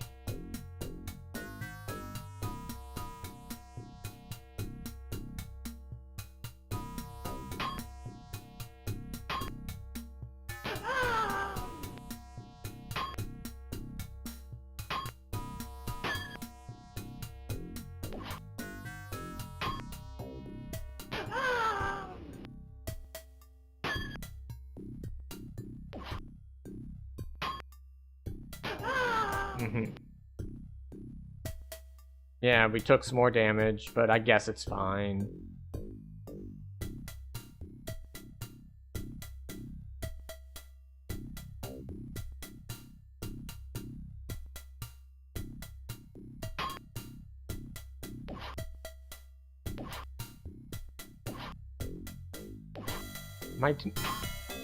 I was too slow on those.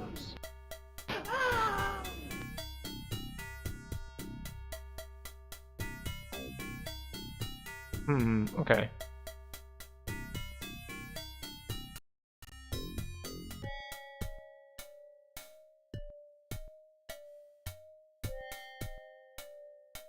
Where is...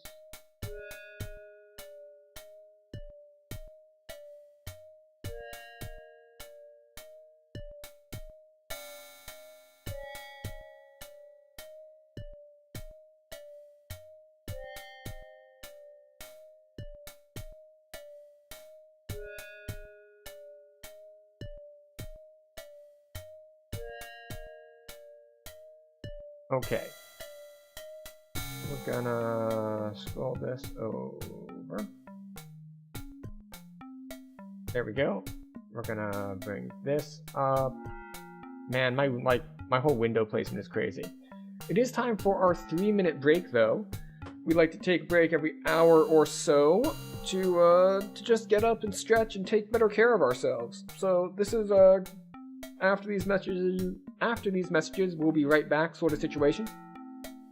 So you won't miss any gameplay or anything. I'll be AFK taking care of myself. You can be AFK taking care of yourself. You know, grab a snack, grab a drink, take a bathroom break, all that good stuff.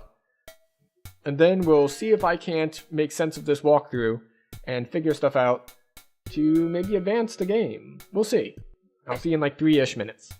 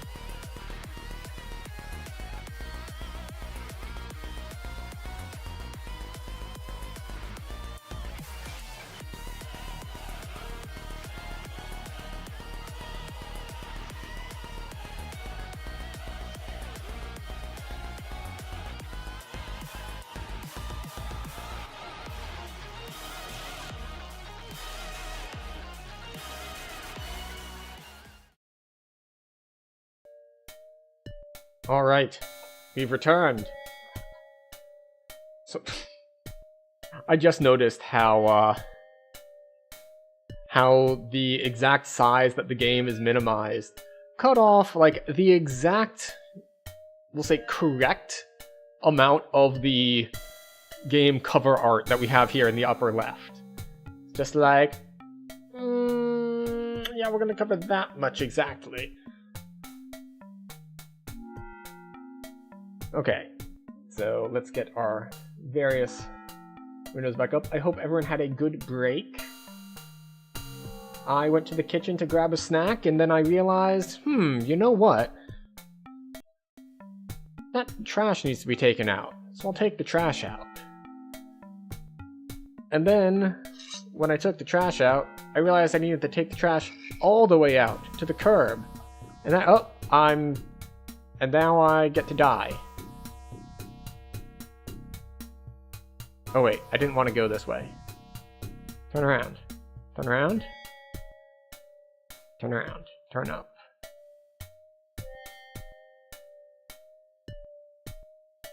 But where was I? Oh yes. And then, I almost ate shit on the curb. What is this 77 that pops up here?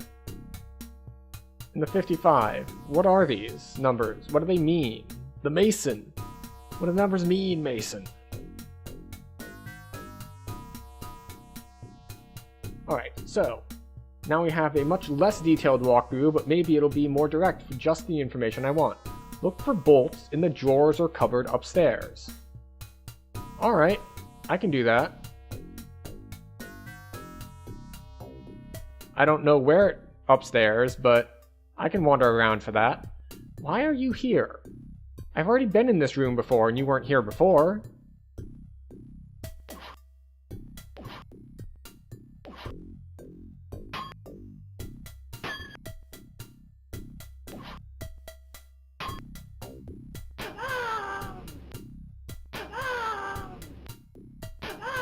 Alright.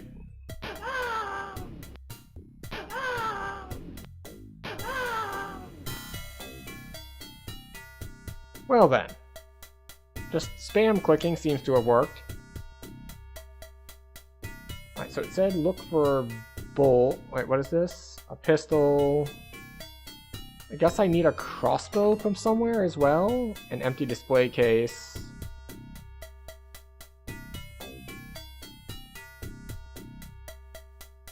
Suit of armor, small shield. Ah, crossbow.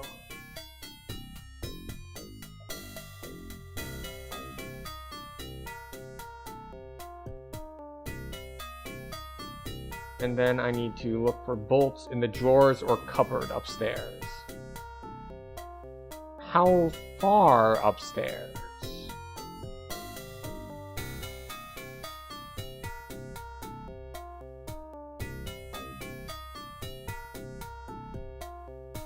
It's closed. Open.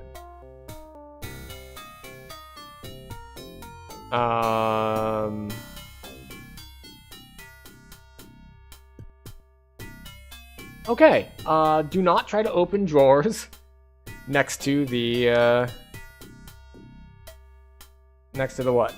Next to the vampire. She will just wake up and kill us. Understood. Thank you very much, game, for making that clear. Grab some hay.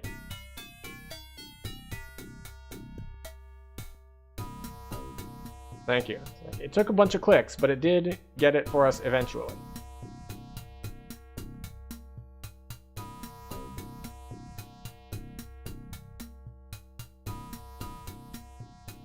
Alright, up. Grab the magic book, turn around, go through here. Grab the steak, grab the plant, grab the diary. Grab the diary? Grab the diary. Look in. Turn around. Forward. Right. Save. It looks like start is a special file name.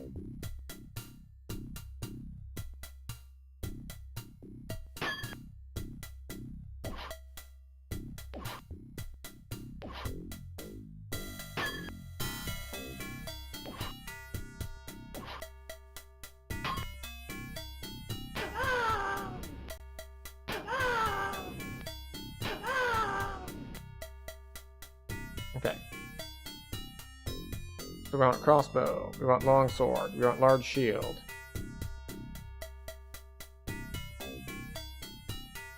Let me click and drag them. There we go. Weapons. Use. Inventory. Use. Right. Turn around. Turn to the right. Forward. Take the absinthe.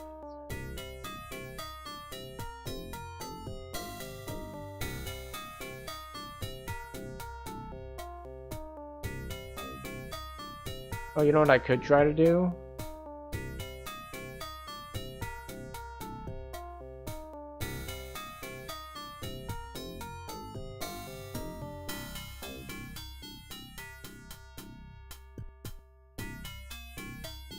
Stake her. Stake her. She was asleep. Why can we not stake her?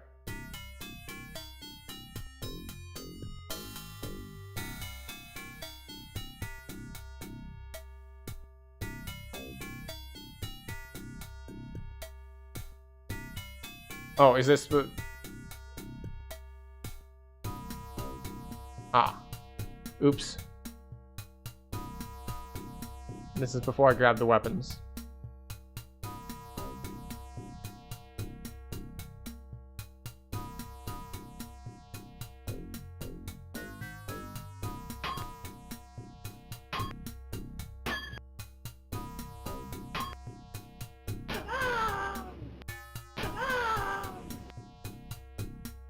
Okay.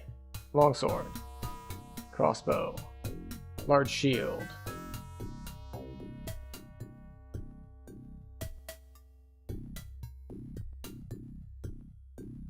Use.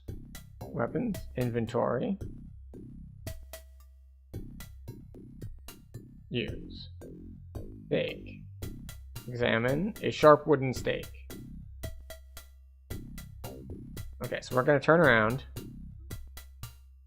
So the guide says to look in like drawers and cabinets upstairs to get silver that I can then melt down. Save.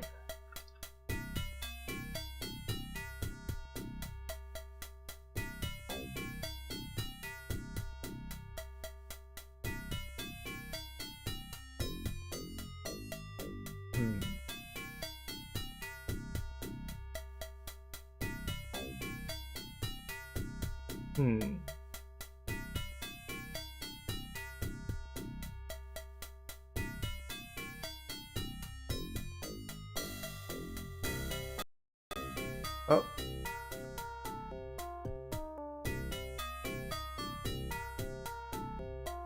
Alright, so this walkthrough mentions nothing about the stake, and this is a very bare bones walkthrough. So maybe it just assumes that you know how to do things. But we just saved.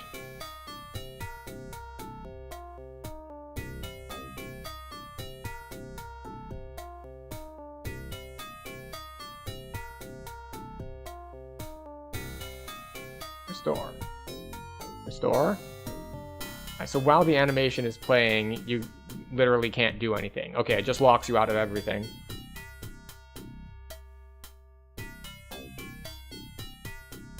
Can we stake her from here?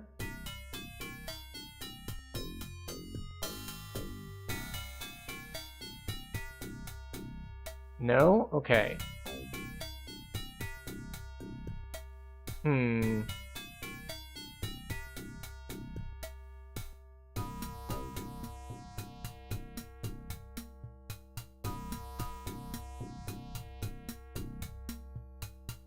Alright, we'll look in other rooms then.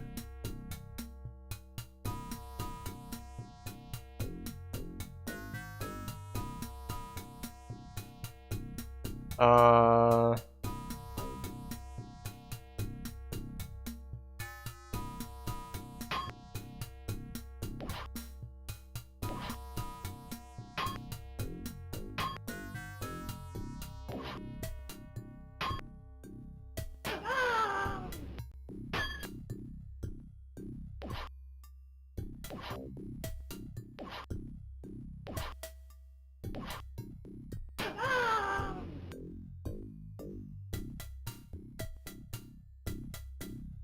Large old-fashioned poster bed, small wooden chair, open.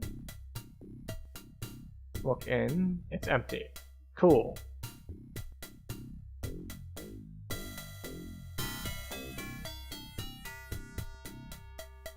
Another lizard man person.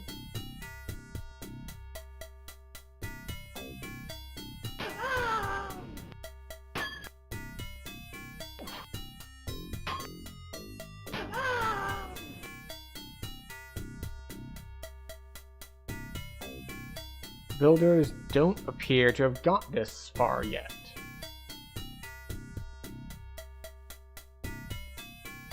Okay.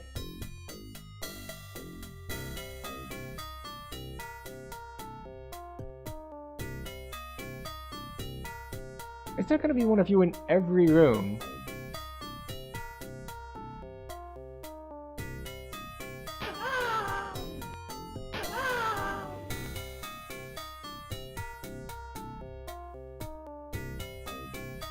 Glass shelf covered with feminine toiletries. Can I get individual ones? A wash basin and vanitory unit. Can I open? A cotton towel. An enamel covered bath. So can I grab the towel?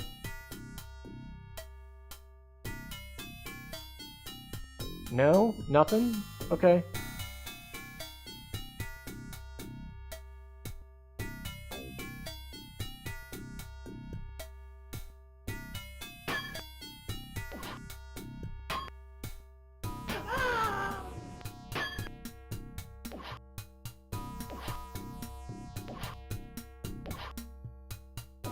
Oh god, it's so much faster.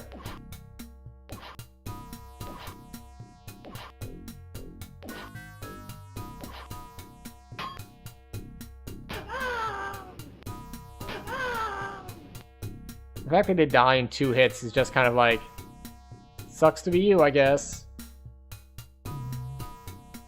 It's like, you're either perfect or you're very much not.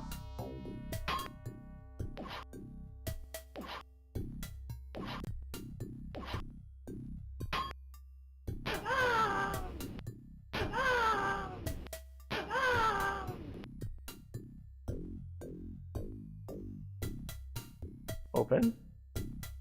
Look in. Examine a Gideon Bible. Examine a scroll with a Christian prayer written on it. Open. Close.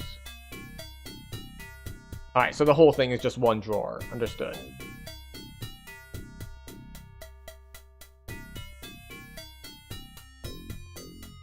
I was hoping that was like a steel, or not steel, silver candlestick. More of these dudes.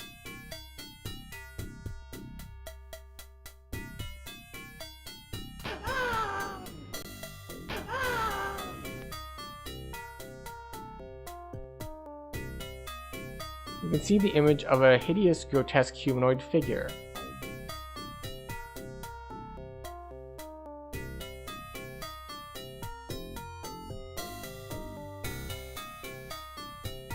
Open.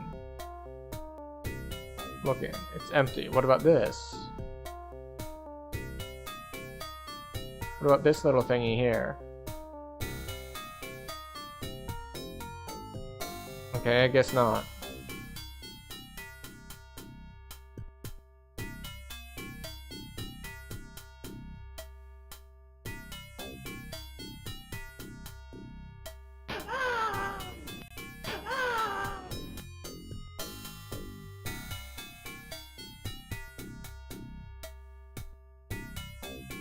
Open. Look in. Examine. A crossbow bolt.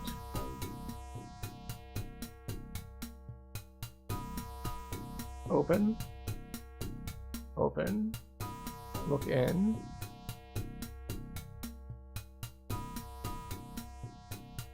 Look in. It's empty.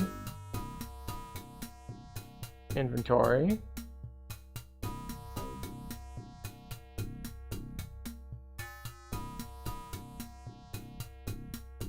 Okay.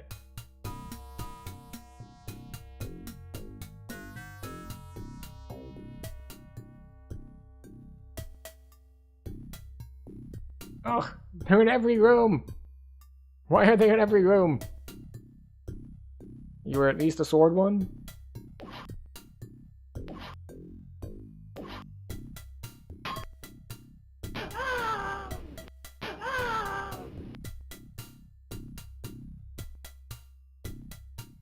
Oh, wooden chair. Look in. It's closed. Open. Look in. Crossbow bolt.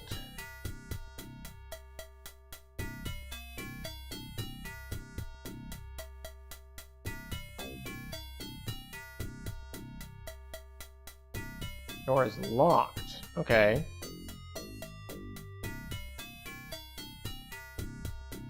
This is the locked door.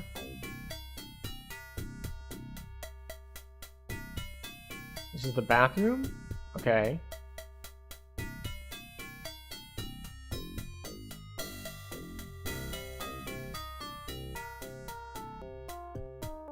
Open.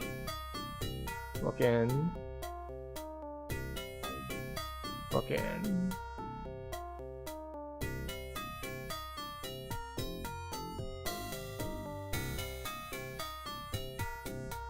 I didn't find a crucifix though.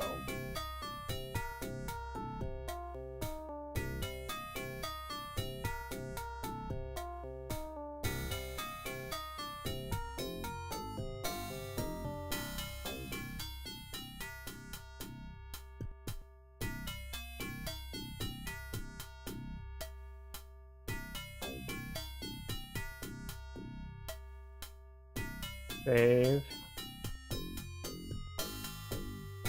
Yes.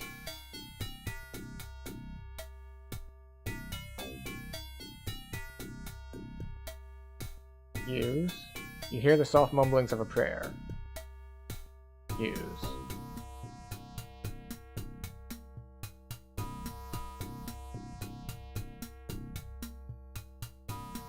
And we're dead. Restore. Yes.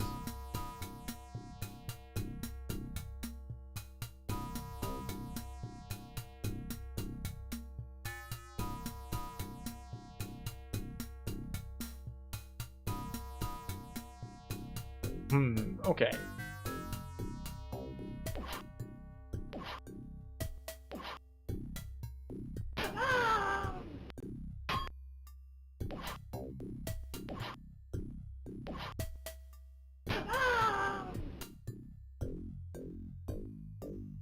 Hold up. I accidentally clicked to close the door and another one spawns as soon as I open it. That's some bullshit right there.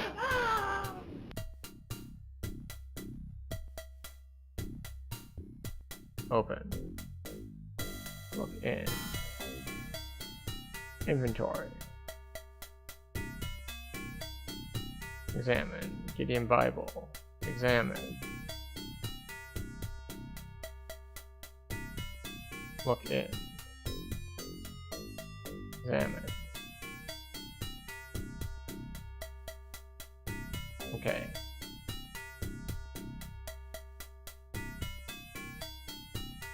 This the bathroom? Maybe?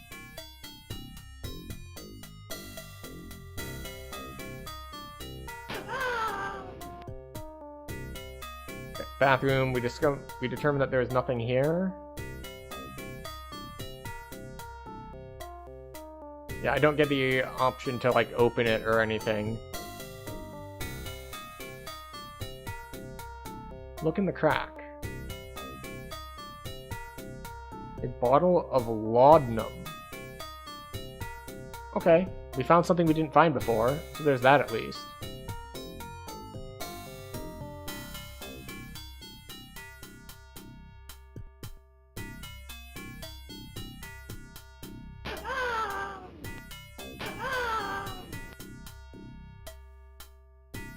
Alright, yes, that's the incomplete one. Door's locked.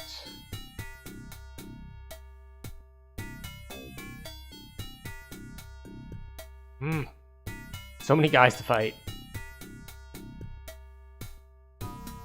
But because we've loaded, we don't have the crossbow bolts.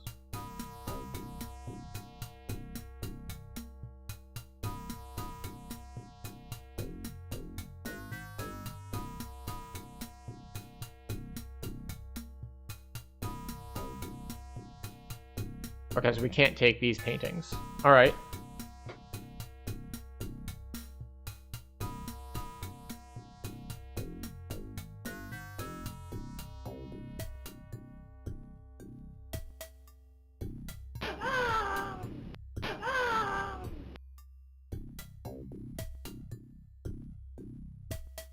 Open. Look in. It's empty. Close.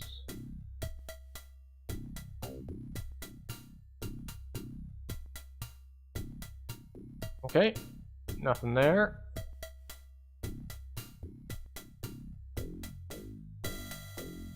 Nope.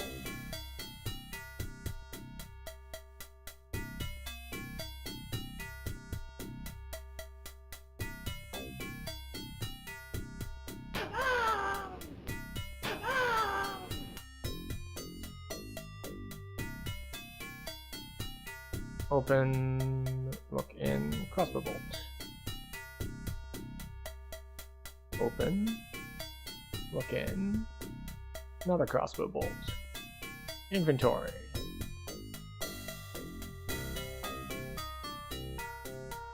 Examine, a crossbow bolt. Do I only have one even though I found 3?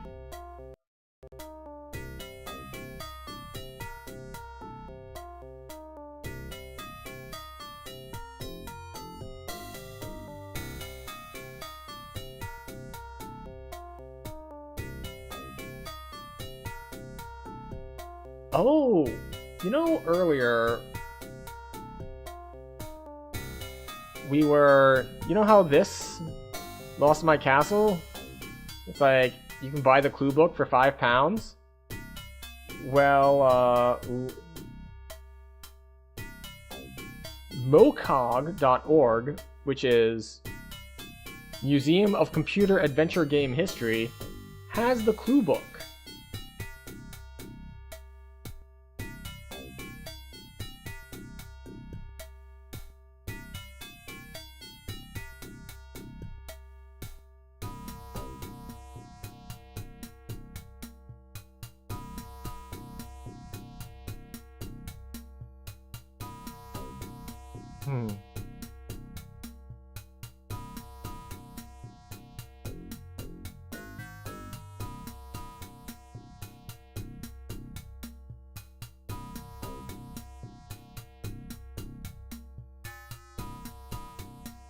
Are you kidding me?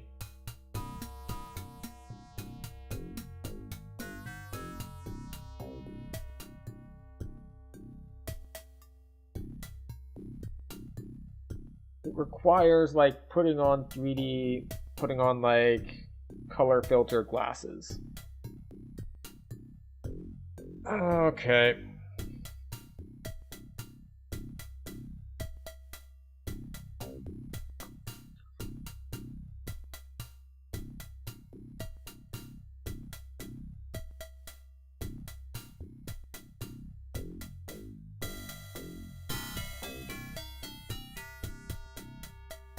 Now the question is, what is the right operation?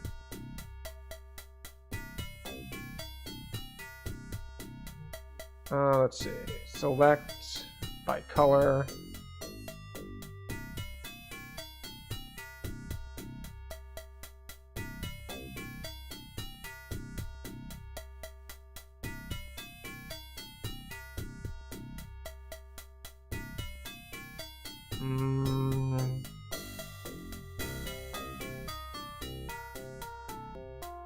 Map, color exchange.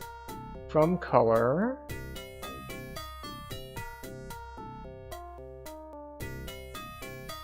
to color,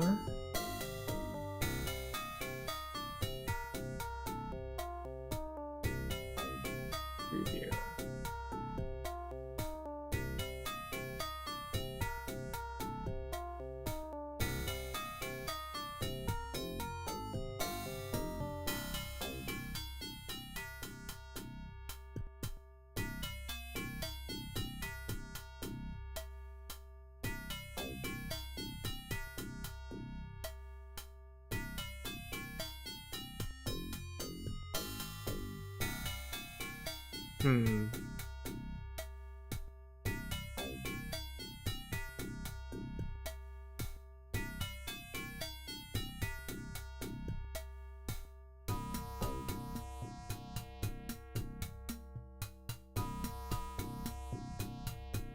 I wonder if the answer is we go from cyan to pure black.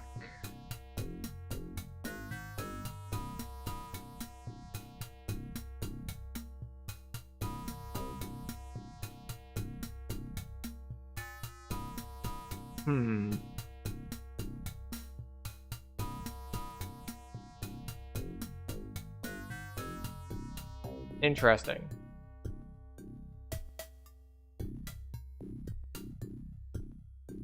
Amp, red filter, glass. No.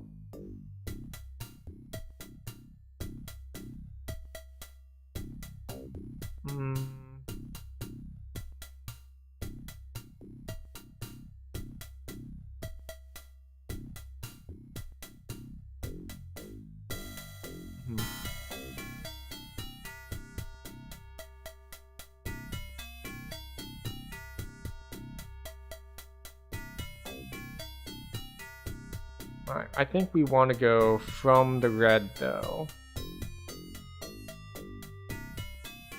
And we want to go to color transparent.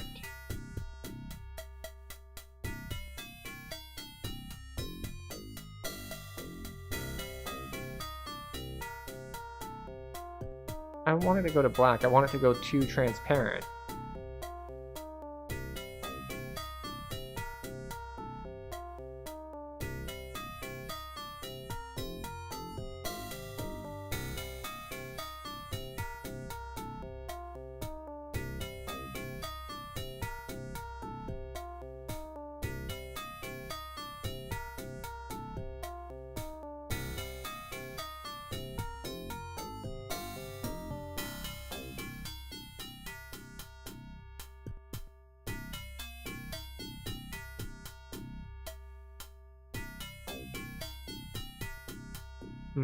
This is where my photo editing skills get to be a problem, because I don't actually know the right color filter to do this.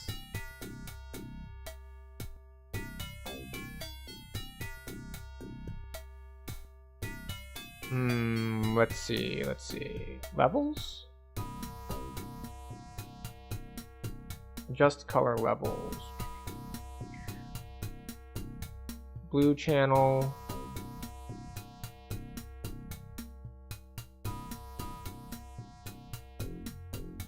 Red channel. No, that's not what I want.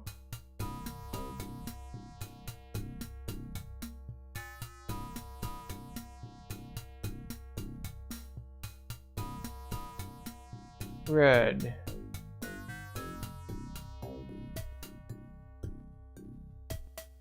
Desaturate the red. Cyan.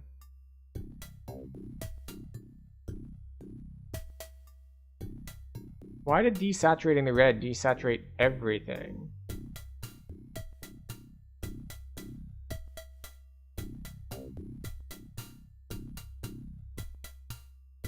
Like, I should only be on the red channel right now.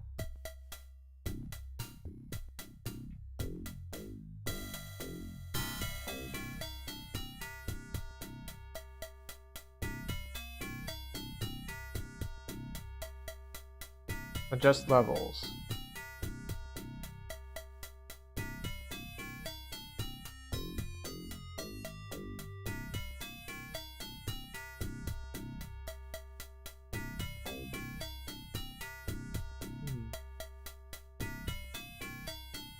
I'm gonna make an image.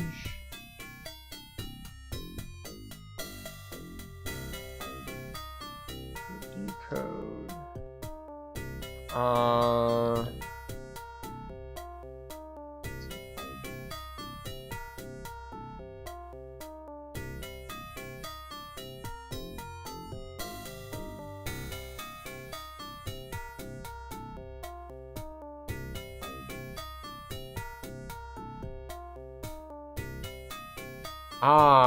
Okay, we'll try that method.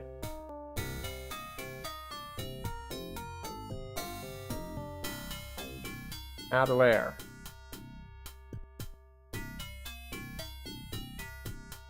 Fill it with pure red.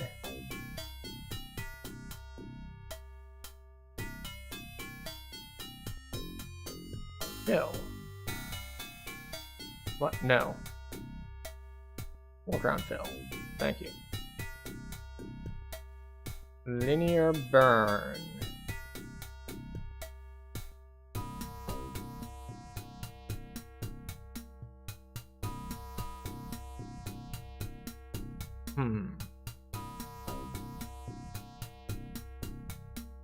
Or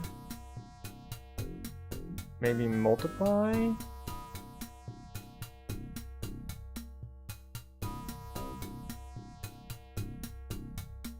Okay, colors.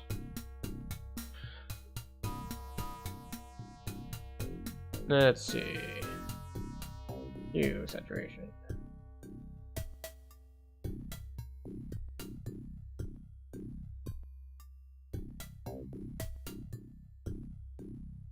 I wonder if the image quality isn't good enough, and like that, this is as good as we're gonna get based on the quality of the scan.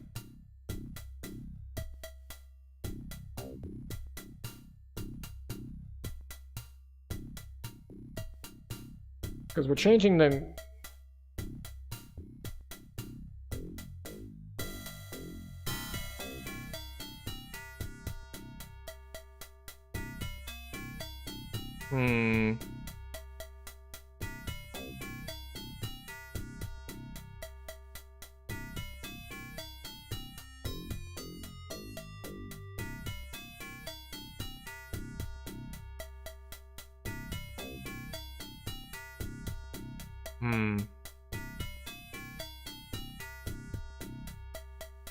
Yeah, I wonder if this is just a... The scan quality isn't good enough to do it.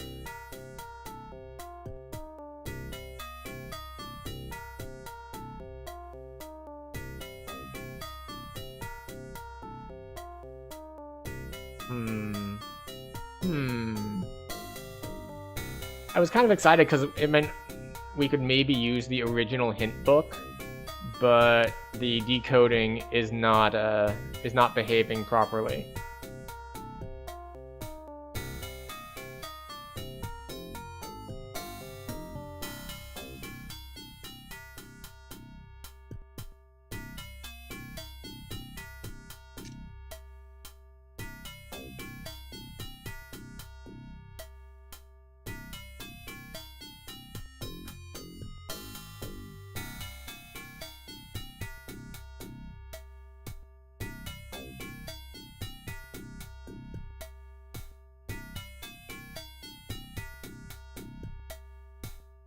Okay, so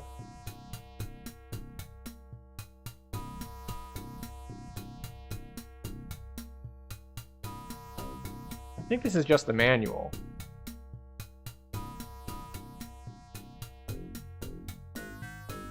No, alright, how about steak?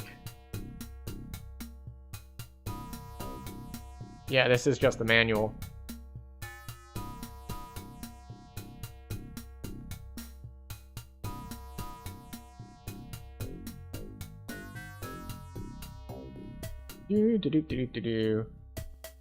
Healing spells.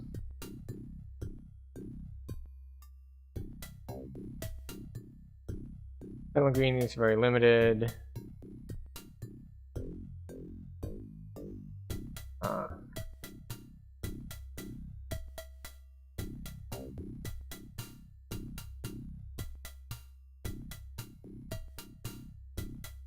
Okay. Well, none of the walkthroughs appear to be walkthroughing, which I guess is the downside of playing an older game.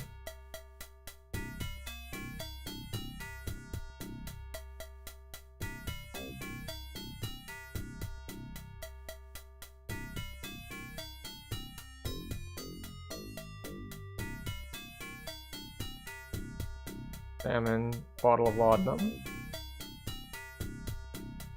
Consume. Consume. An old parchment scroll. An old parchment scroll. Did I lose my ability to read?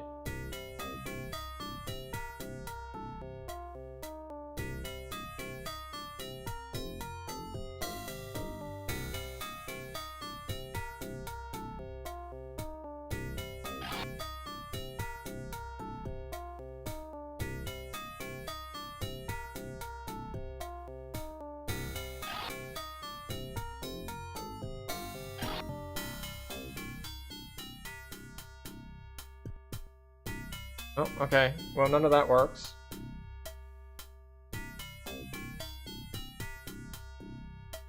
So, we have tried a bunch of different things.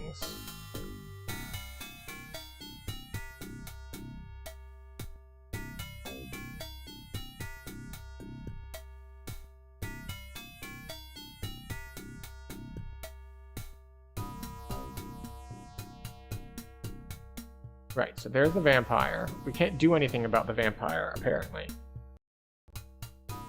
Unless we want to ask this one directly. Elvira, Mistress of the Dark Game Vampire.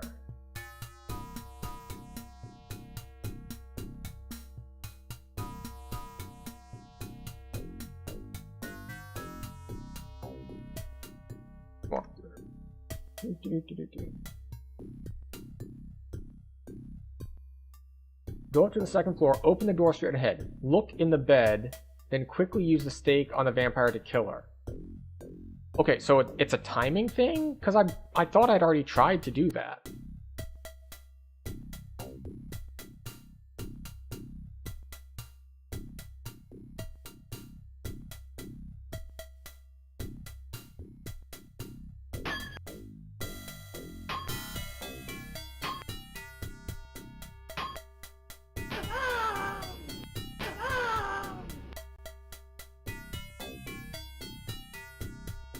Okay, you.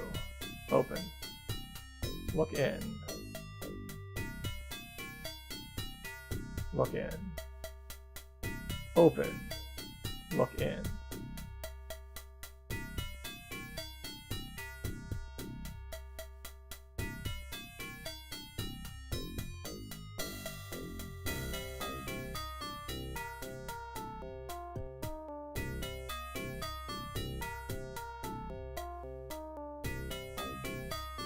You have nothing to hit it with.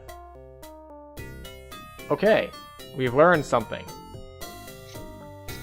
So, we've learned that we can't just stake her, we need like a hammer. Also,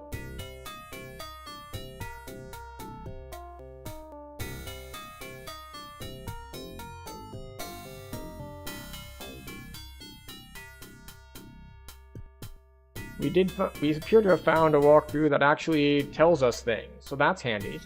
After Elvira's visit, use the dagger, equip it, and consume both the fire dagger potion and the fingerlight potion. Outside again. Okay. Examine. Examine. Consume. Consume. Examine. Fire dagger, fingerlight spell. Okay, let's see. Walk to the pile of hay, pick it up, enter the castle, go upstairs. We did that, we did that, we did that, we did that, we did that.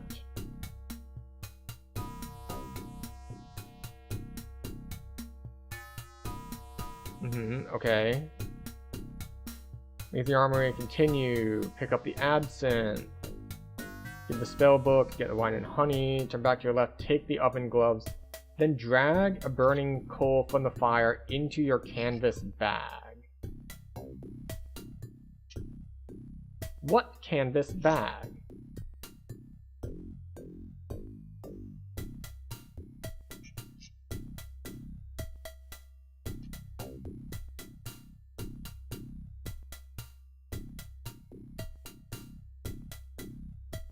Okay, well, we're gonna go downstairs.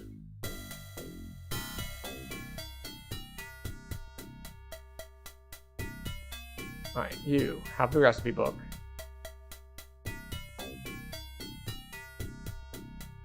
Okay.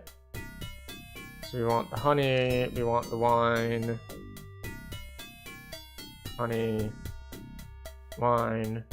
Honey. Wine. Come on. Need to hold it down a little longer.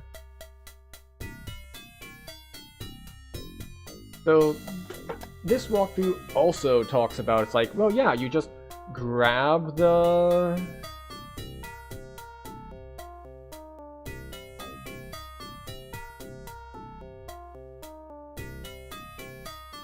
burning coal, mix me up some of that herbal honey.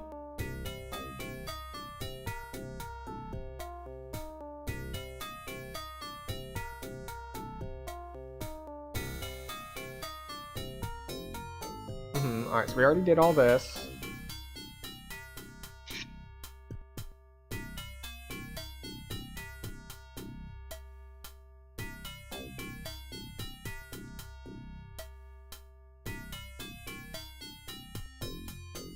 And that's a good tip to just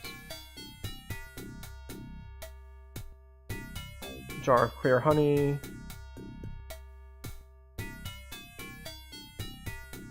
Consume.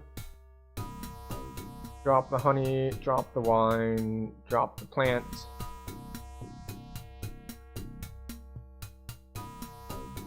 Sack.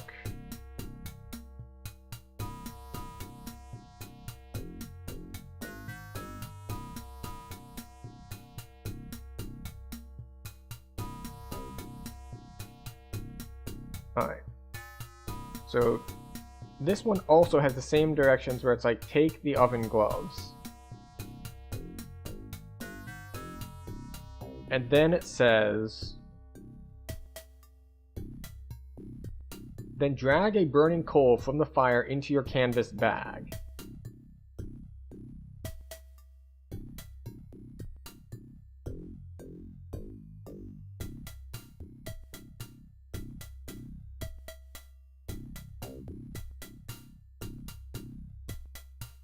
That's a sack of rice. What canvas bag?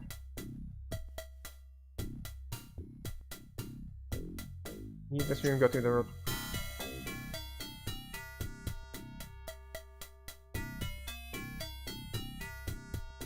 Alright, presumably the canvas bag they're talking about, I just straight up don't have right now, so we will deal with that later.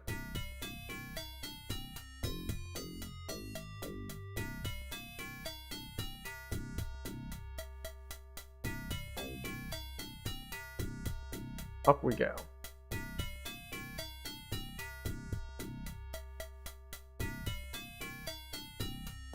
Down we go. Walk around until you find a gate leading out to a garden. Okay, we hadn't done that before. Is this that one? Maybe?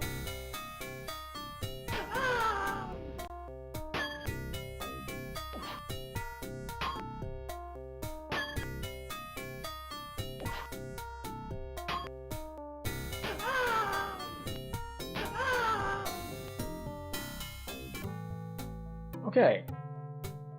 6 more ingredients here. Dogwood, bush that may warrant closer investigation. Fire thornberries.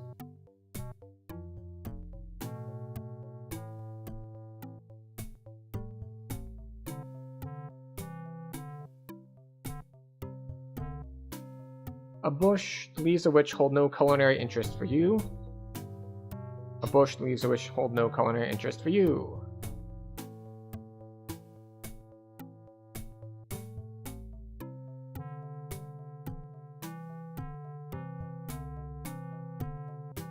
Okay.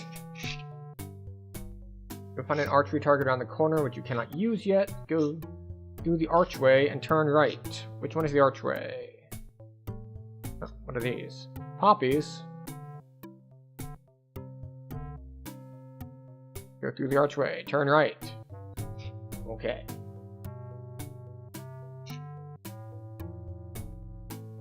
Then go forwards to a wall, turn left, and enter the shed. Let's not go in the maze. Garden frame. Heavy metal garden roller. Something broken on the ground?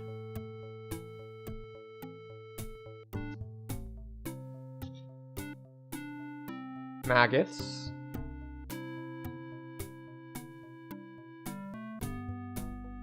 Take the maggots with us. I saw that they were ingredient when we were reading the recipe book. Potatoes. Seed. A sledgehammer. Is that what we need to drive the stake in? Let's see. Pick up the sledgehammer and crucifix. What crucifix? A riddle. A cup. Examine. Packets of seeds. Oh. There's a key under them.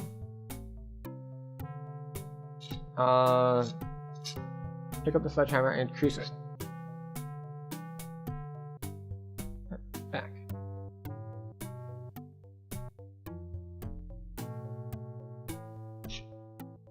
So I think this is the crucifix? No, that's... Oh, I was mistaking his arm for part of the crucifix. A lamp. Onions. Sage. Examine an old biscuit tin. It's empty. Room.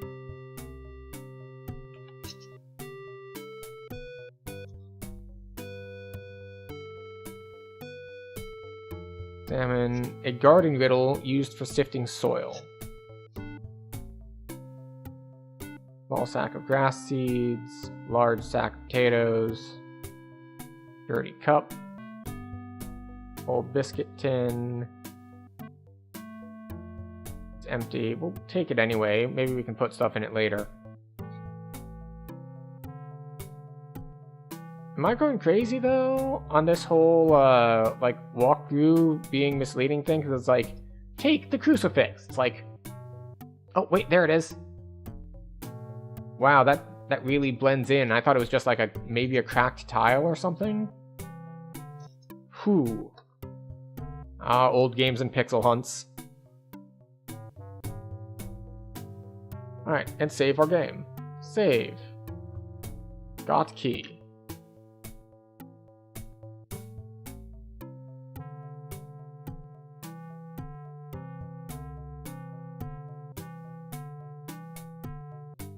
Mushrooms.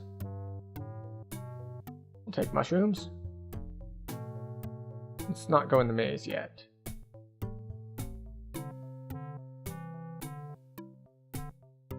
The door is unlocked. Drop the key, save the game. Open the door and fight 2 monks. Save. Got key. Yes. I need to fix my windows here so I can see everything.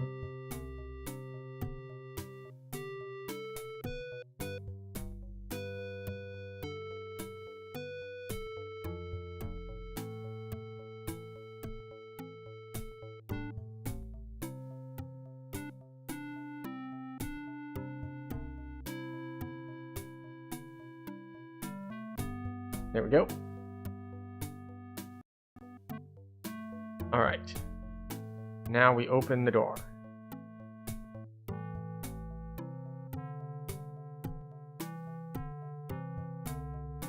You appear to be...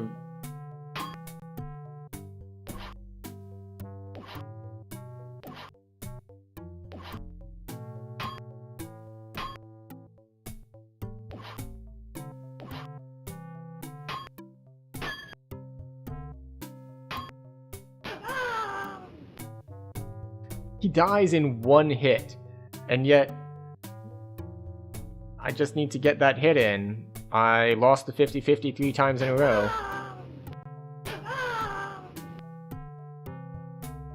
Okay, let's see. Now enter the herb garden and get any ingredients you want. Specifically, you should collect dandelion. Verbena, dandelion, foxglove, bleeding heart, rose, witch hazel, garden spade, a wild daisy, cabbage, plantain. Plantain? Amongst all this other stuff. Alright. So we'll take the dandelions, we'll take a rose. What is this again? Grapes? Sure, why not? An extremely exotic plant. Bleeding heart. Witch hazel. Plantain. Foxglove, verbena. Let's see.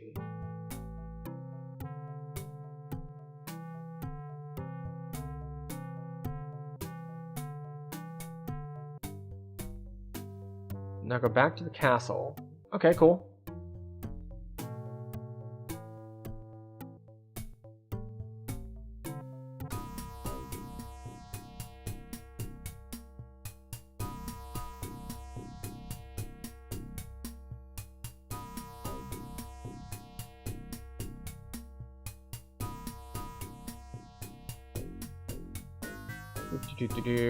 And when you head inside, Elvira may tell you that she won't go back into the kitchen. And if it doesn't happen now, it will later.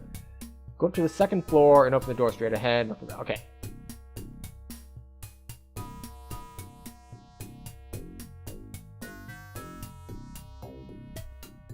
So now...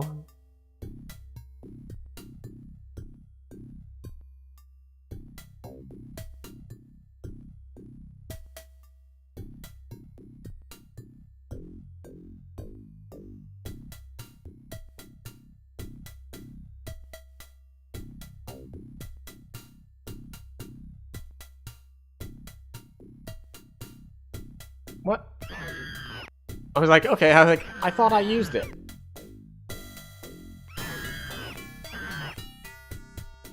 Oh, this is a very slow procedure. I thought we were just gonna, like, pound it in and she'd be finished, but no. No, we had to just pound it repeatedly as she keeps screaming.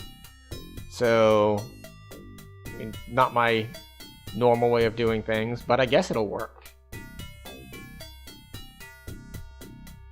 It's closed. Yes, yes.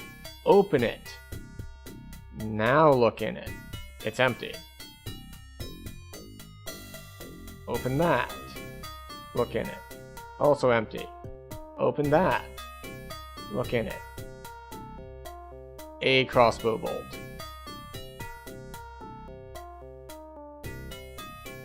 Pick up the dust that is left behind. A small pile of dust from an ex-vampirella. Room. Search the wardrobe to get a crossbow bolt. Yep, we already did that. You can leave the sledgehammer here. Cool. I do appreciate that it's telling me how to clear my inventory. But we are coming up on our hourly ad break. So, or well, ad break, health and wellness break, whichever we care to do. Depends on the platform you're on. In either case, we like to take a few minutes, like 3 every hour or so, just to stand up, walk around, and rest our eyes from staring at screens for a bit. So I'll see you in 3 minutes.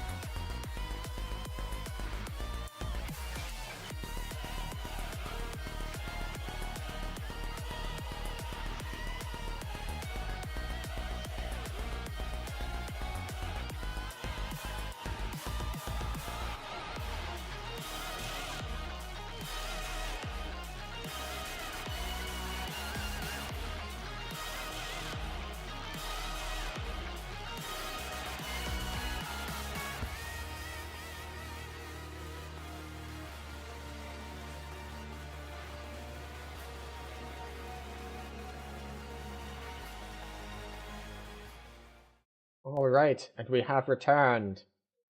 We are back.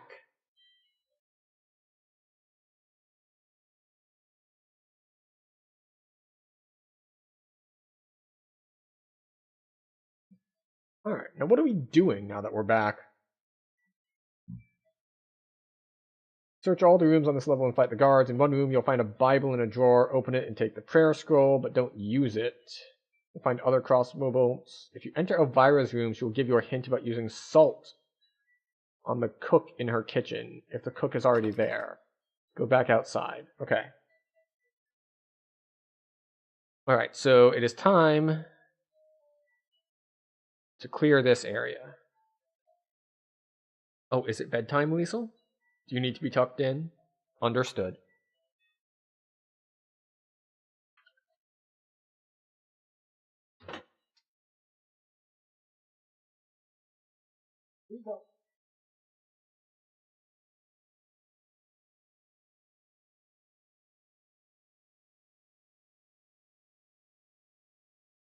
Here we go. She is now safely tucked in.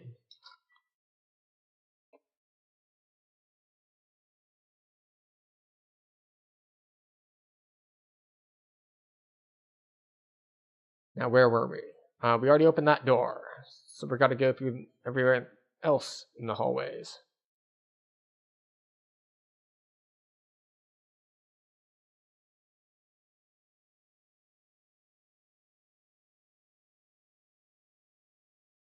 Okay. Open. Look in. It's empty. Understood.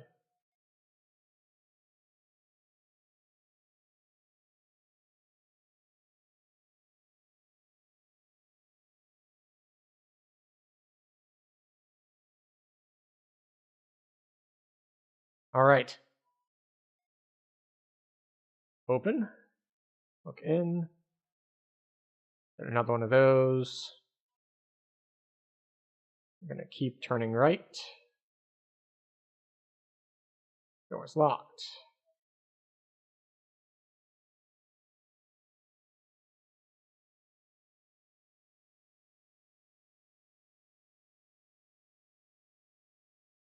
Alright, this is that one. Oh, hello there. Just walked out of the bathroom and it's just like, time to fight.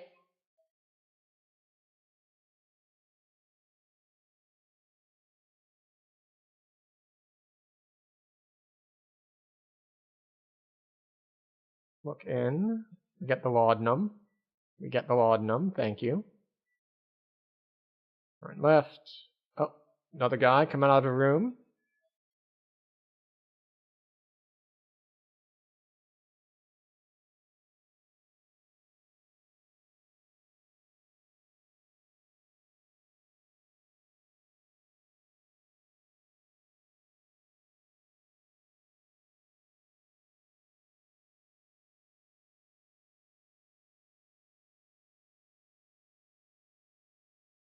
We should probably load. We took so much damage there that is probably worth loading.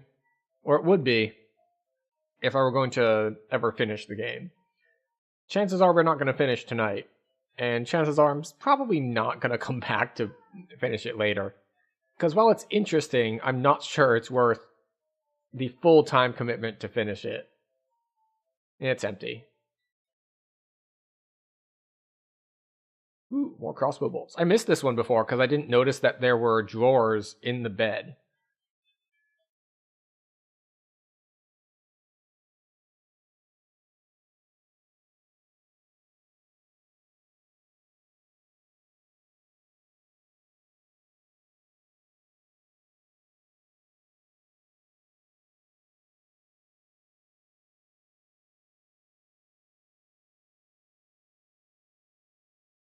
Do I already have the Bible?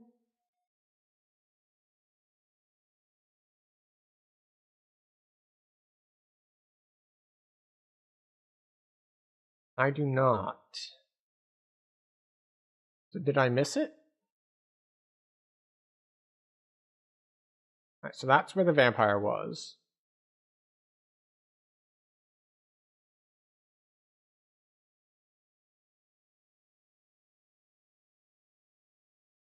Alright, it's not in here.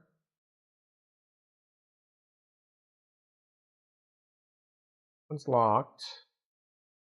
That one's empty.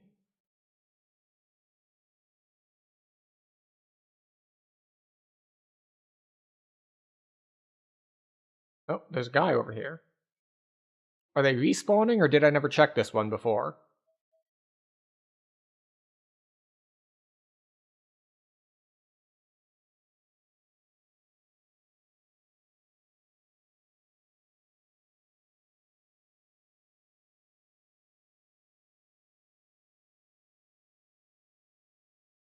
Right, we take the Bible. We look in, we take the prayer. Alright.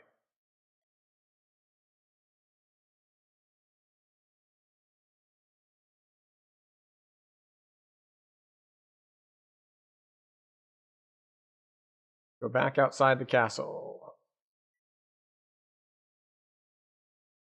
We hear a scream. I am not going back in that kitchen until you get rid of that Lord Bucket. I'm going to lie down.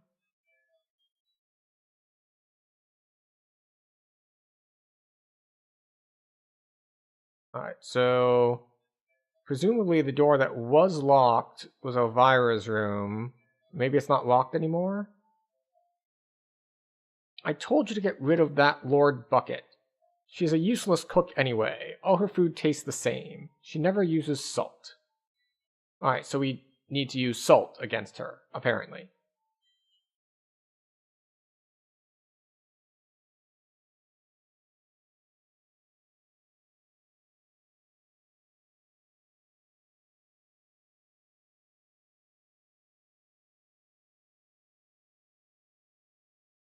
Right, how long is she going to be, like, here saying that she never uses salt?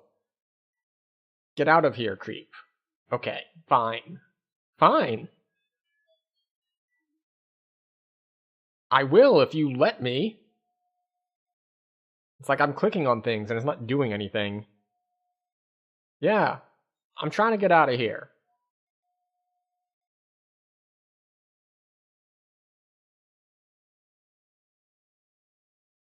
I guess they just wanted us to stare at that particular animation for a while. They put a lot of work into it.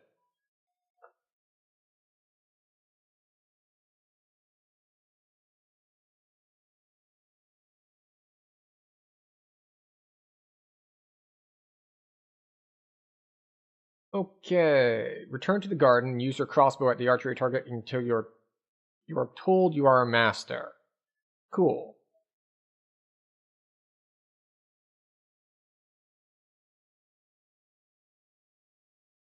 Okay then.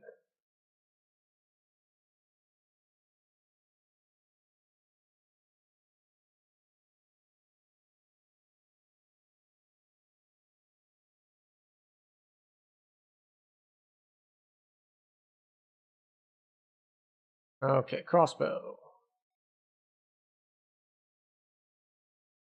Use. You are not practiced enough to use the crossbow.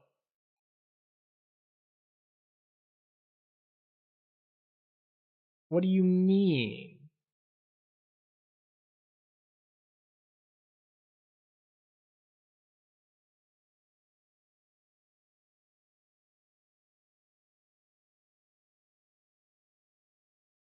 Bullseye, you are now a master bowman. Room.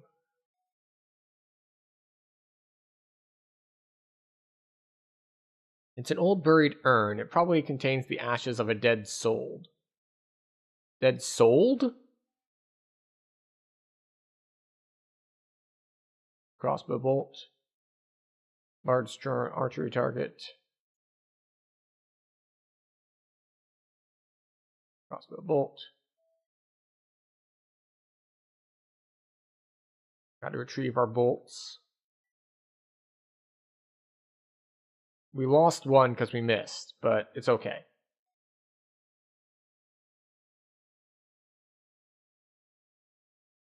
Go through the archway, then save our game.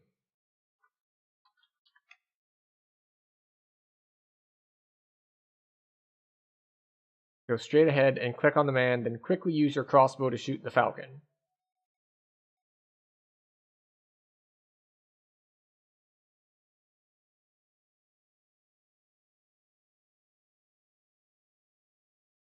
This game you've never seen? Oh. And it took our eyes. Hello, nice to meet you. This game you've never seen? Yeah, it's one of the advantages. Elvira, correct? Yeah. Yes, Elvira, Mistress of the Dark.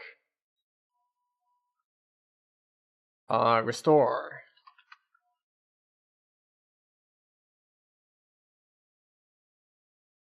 So, yes, part of this whole series that I'm doing of... I should probably put it in my title that I'm doing this whole 40 years of gaming series. And I'm doing 1 year a week. We started in 86. And we're currently in 1990 because we started at the first week of the year. No, it's perfectly fine to chat. I appreciate chatting. Or lurking. Either way is great. I just appreciate people who are, interested enough to come and spend time.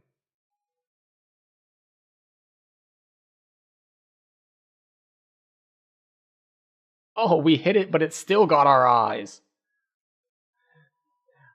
But yeah, so some of the games we're hitting are games that I have nostalgia for. Some are ones that I just looked up games that came out in particular years and was like, hey, that looks interesting, we'll try that.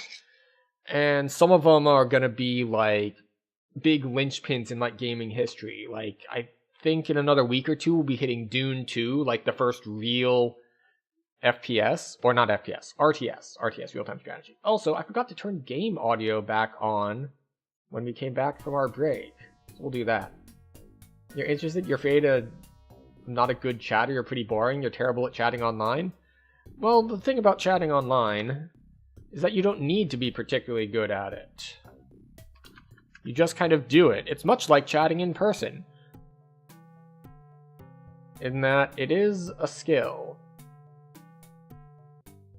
And the only way that you can develop a skill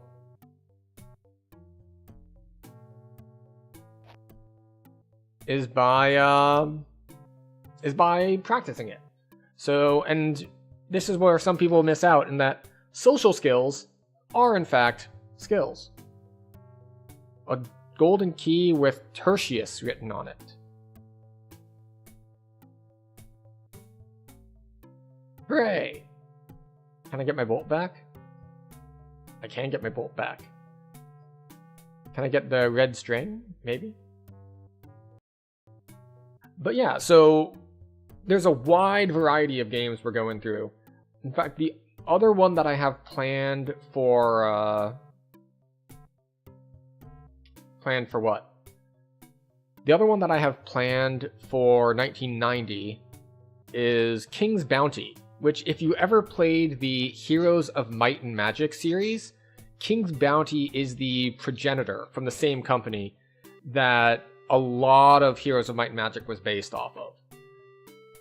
It's just, it came out 6 years before then. In fact, it's so similar to those that some of the bundles that you can get of old games will include King's Bounty along with Heroes of Might and Magic 1. There's a gold key on the dead falcon. Fight your way in the jail until you reach the torture chamber. No, that's the wrong walkthrough. This is the one that skips all the information that I actually need. This one, that's the one we wanted. We spent the first hour or two just fumbling around, as tends to be what happens in these kinds of adventure games, but because we're only giving one stream-ish to each game, for these adventure games, I did the same with King's Quest IV, you spend the first time trying to figure stuff out, and then in order to properly showcase the game, pull up a walkthrough so we can actually see some of the stuff as it develops. Return to the castle and enter the black room. You got banned earlier tonight in a live stream elsewhere. You were angry at a persistent social thing and ended up taking it out on the guest on the show. I wasn't even thinking, and now I'm very cautious to even just engaging, because I'm really sorry I did that and afraid now to chat. That's just what happened to me, it doesn't matter, but it is the backstory as to my caution and stuff. I apologize for saying this. Alright, step 1. You appear to have a confidence problem. And you appear to have some level of neurodivergence, which, you know, same. So, this is one of those things that's just like, well, sometimes you mess up and then you learn from it. In this case, hopefully, and this is fine as long as you learn it for next time, it's a self-awareness thing. You have to just realize that you're mad at one thing and not take it out on other people who are not related to it. Which is, of course, easier said than done because it can be tricky to develop that kind of self-awareness. This is something that I should open with this. So the reason it's 40 years of gaming specifically, like why I chose that number, is that this will be my 40th year alive. I have made many mistakes similar to that before I was this old, and I have learned from it, so I don't make those mistakes as much anymore. So, this is one of those things that just, the fix is time and experience and a little bit of self-reflection to, you know, to try to do better next time. But I will say, in general, for chats on stream,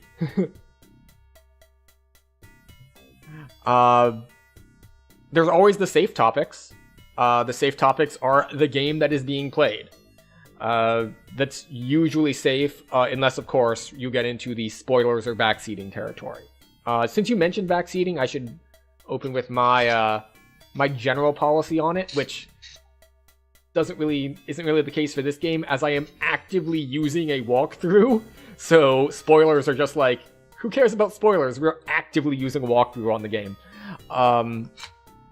But in general, for games that I'm just kind of figuring out and not using a walkthrough, if I am missing a major system, like if I'm really, really struggling... Oh, I'll bring this up as an example. I was playing Elden Ring, and it took me a long, long time to beat Margit. And someone brought up a game system that I was neglecting. And that game system is the stagger system. So I was just going in, trying to get in my hits with quick attacks.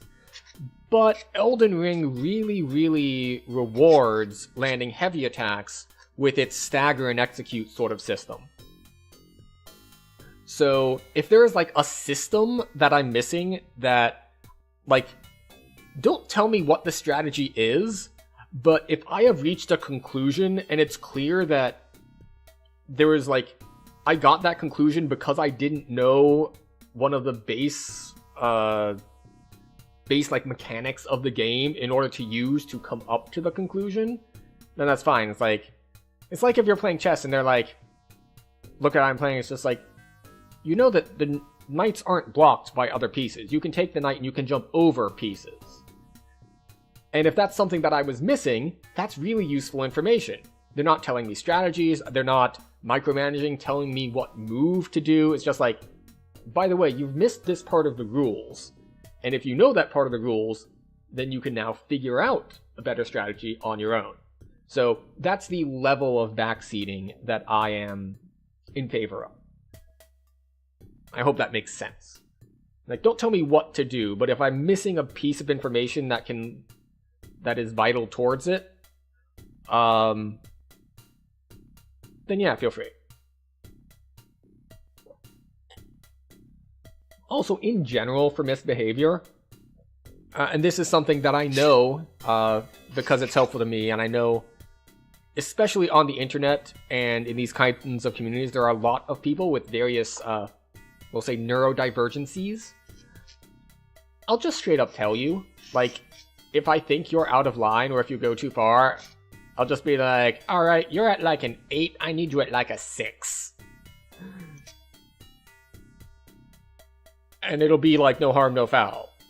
If you're doing something and I tell you to stop, and you continue doing that thing after I've told you to stop, then we have a problem. But, you know, if you just like say something and I'm like, yeah, we don't do that here, then that's kind of just the end of it. It's just like, hey, yeah, how about you not? And I appreciate that because it is a courtesy that has been extended to me in other places as well, especially when jumping from stream to stream.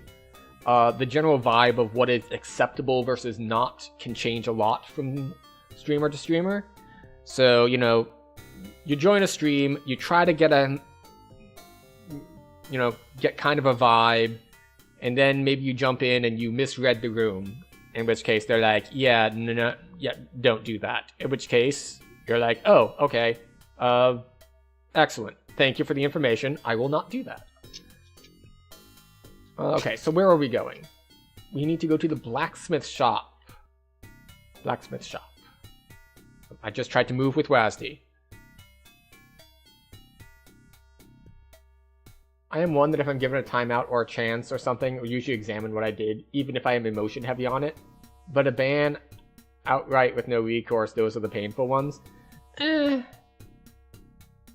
will say that I have left at least one community after a timeout because it felt unfair to me. Or rather, was like, when I looked at what I said and what they said I said, and I looked at the two of them and I'm like, if you're going to take me saying this to mean that, then that was a big enough jump to me that I felt like I can't really operate in this environment. It feels like that you're operating in bad faith.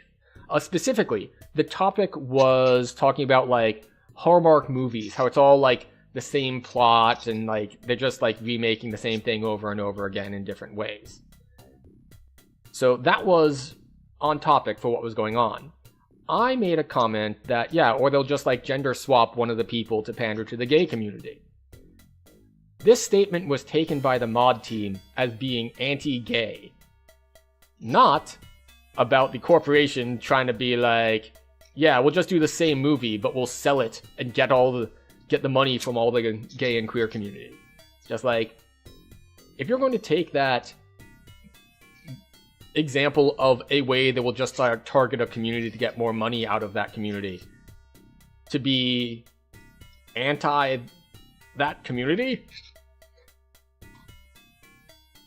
I can't really operate in that environment. That feels like it feels like people who have like auto mods set up to like ban the word gay, which is hilarious to me because it means that in order to fight like prejudice and whatnot, you have now made the group you're trying to protect those who shall not be named. So it's just like, oh yes, hide the existence of them. That is the best way to foster acceptance.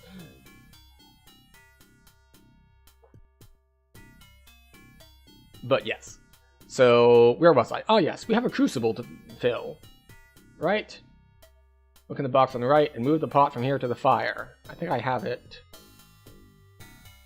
Okay, move that to the fire. Put your silver crucifix in the pot.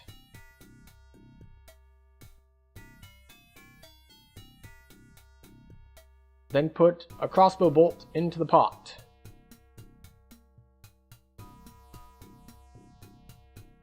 You have created a silver-tipped bolt.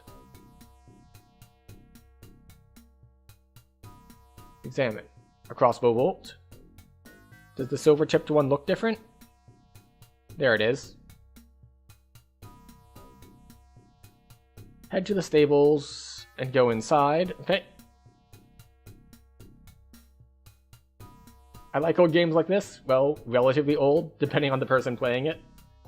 I mean, regardless of the age of the person playing it, 35-ish years old is pretty old in video game terms. Alright, we're gonna save. W Wolf. We'll kind of come in here. Oh, we have to fight a guy first.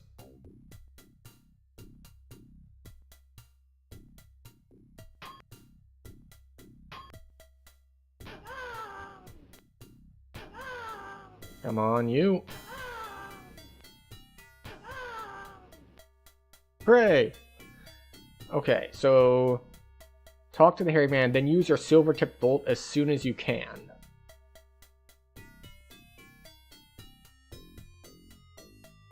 You must save me from this torment. Kill the hound with the silver-tipped. Hooray! We got him. Walk forward. Horsehair. Horsehair.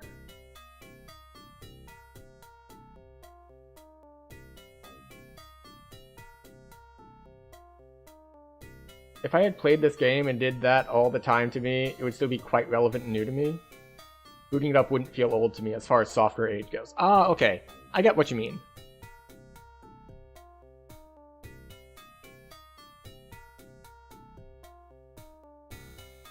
Take the ring from the wall.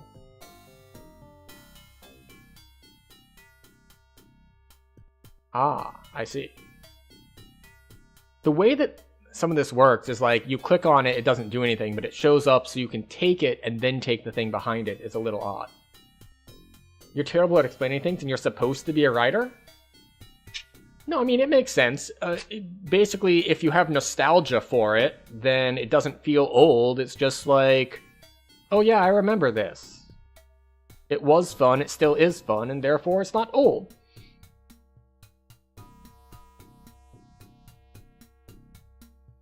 Go back to the entrance and kill the guard captain. Ooh, okay. Yeah, we're definitely going to save for this.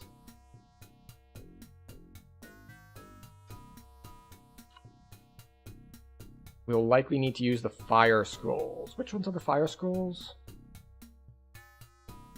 Finger light spell.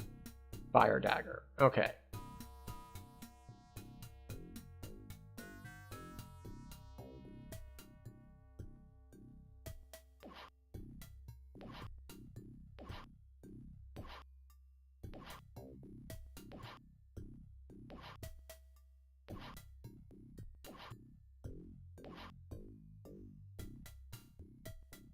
Okay. How was I not able to use them? Do I need to use them like before he attacks me?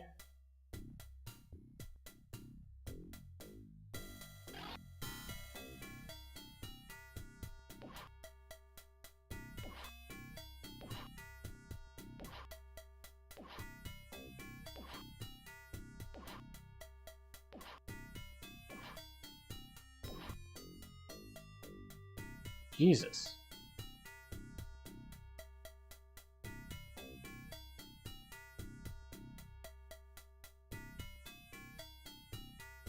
Okay, so were we ready with the fire spells this time? The fire dagger, it's the green one, right? Ready, go.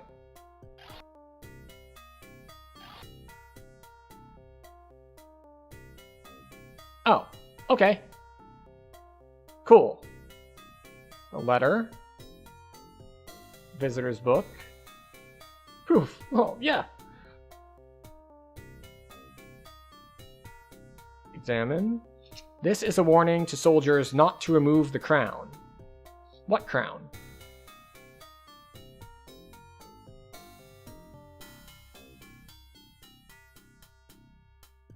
Examine. All the pages are completely blank. This is a warning to soldiers not to remove the crown. It's a letter from his mother asking if he liked the apple pie she sent. Alright, what is the next step? Remove the papers from the board and read them.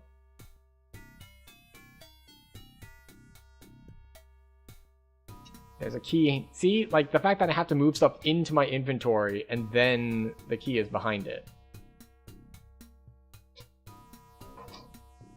Alright, so now we go to our inventory. I'm going to drop these back where they were.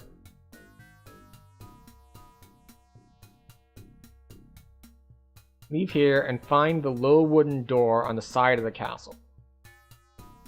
Okay.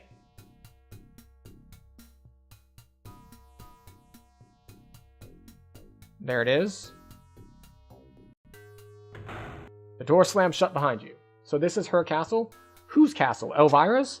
No, Elvira is trapped here by, like, the ghost slash spirit of her, like, great-great-grandmother. Like, she inherited the castle, and she's gonna be like, yeah, we're gonna have parties here, it'll be Halloween themed, it'll be great, and then, like, actual undead showed up, and now she's, like, trapped and can't leave, and she, like, helps us brew magic potions and all. Alright, the door slams shut behind us. Open the second door to reach the dungeons. Walk around this area, killing the skeletons until you kill one with a red vest. Go through the door it came out of. Okay.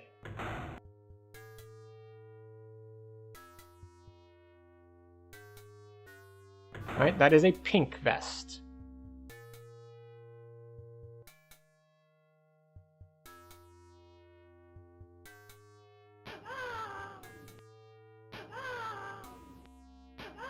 Oh wow, these are way stronger than the other stuff.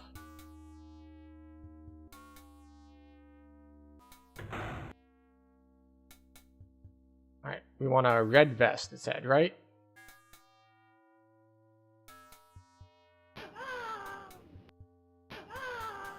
Oh yeah. I will say, what you missed earlier was the, was when I had restarted after it, like, hung. I went into settings and I changed the audio card to, like, system sounds, and we got a very different audio experience, because if you recall back in the day, having speakers wasn't always a thing. Like, sometimes it was just like the little chip on your motherboard that would beep. That's a yellow vest.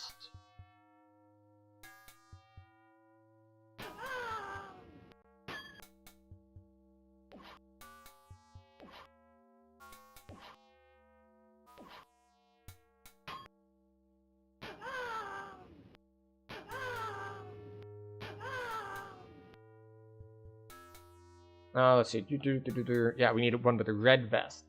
But yeah, you got like the little like beep chip on your computer, which was only capable of a couple different tones.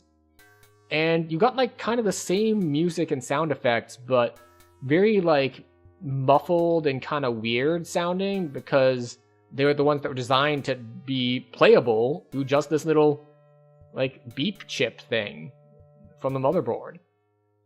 Now, of course, we since restarted again, and when we restarted again, I'm gonna say that's red enough. It's like an orangish color. And then we restarted again. Oh wow. This one takes like no damage.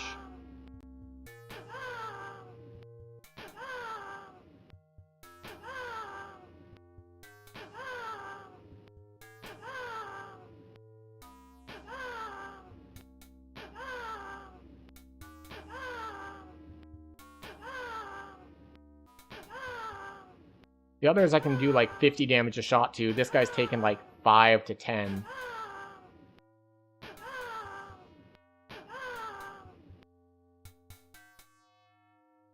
Alright.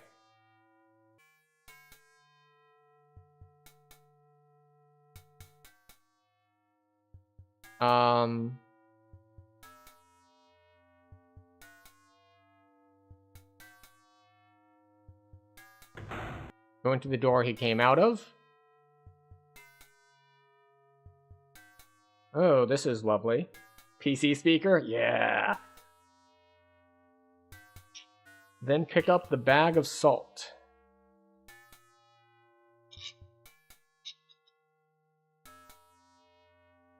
Alright, grab the bag of salt. Take the ring from the floor.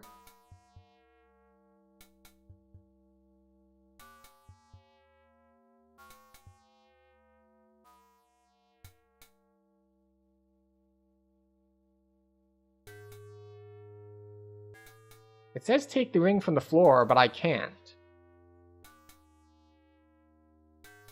Like, it doesn't show up on the things in the room that I can take. Okay. I had to use the other way of taking things. Then look at the skeleton in the ground. Take the Quartus key Where the hell's the key? Ah, we have to look at it first. Thank you for the stream. Thank you for showing me this game. You had forgotten an Elvira one existed. It's actually not just one. It did well enough that there's a sequel, and then there's a spiritual successor as well. So, in fact, there are 2 Elvira games by the name, and then another one that's kind of a spiritual successor. I only found that out earlier today while I was looking up stuff on it. But yes, thanks for dropping by. Of course, if you want to see the rest of the, as we go through gaming history, you can do all of the, the notification button stuff. Your follows, your subscribes, all that stuff. If not, you can just simply let Jesus and or the algorithm take the wheel and discover what you may. Right, so we got the Quartus key as well as the whole skeleton. Bones. Bones. I do have to go, it's late, but may I follow your shot? Yes, obviously. Feel free to follow, go ahead. It'll even have a little, it should have a thing that pops up that says it's like, so-and-so has followed with the little animation that I did, because, there we go. See? It exists. I need to fix that animation. I am not the most experienced with art, so I just kind of did it because I could, and it is okay, not great.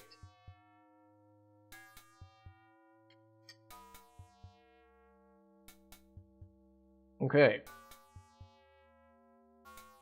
Now put your canvas bag in the room, put the tongs in the bag, and pick up the bag again. Of your reflexes. The combat in this game certainly has been. Put your canvas bag in the room. What canvas bag? Like, all of these things assume that I got a canvas bag at some point, but they never say when I was supposed to have picked it up.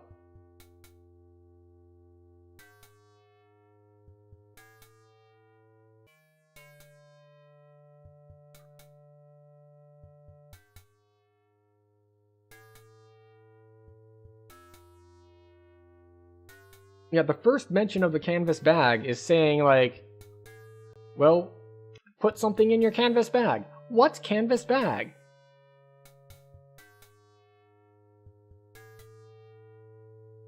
Oh, this thing. I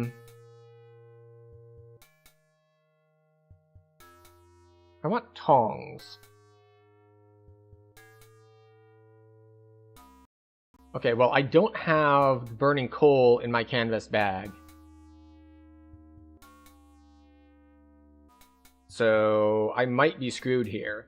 We might have gotten into an unwinnable situation, as some of these adventure games tended to do.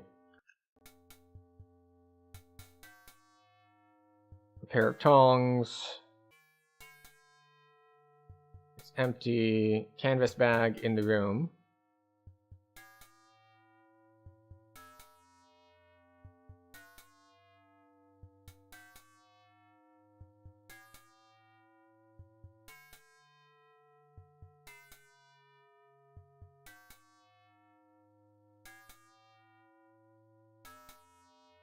Look in, it's empty. Examine.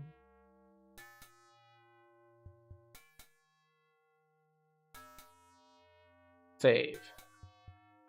Tongs.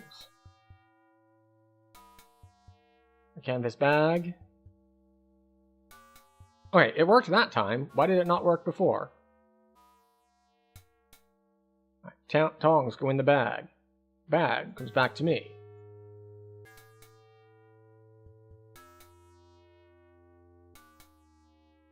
Return out of the dungeons and go down to the kitchen. How? Alright, well, the only thing I can do is turn around.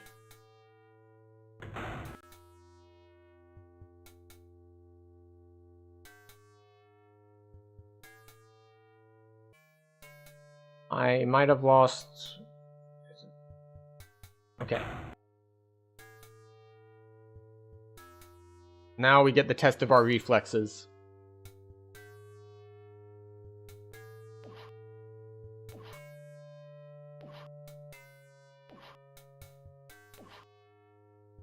Our reflexes are being tested, and we're failing.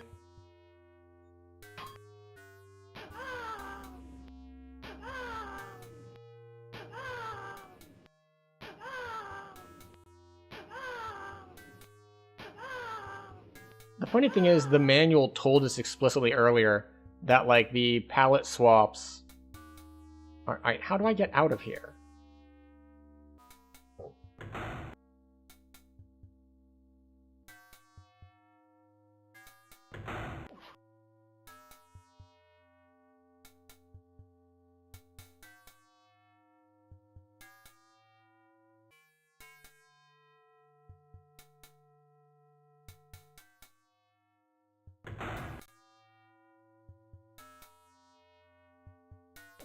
Which way did I come in?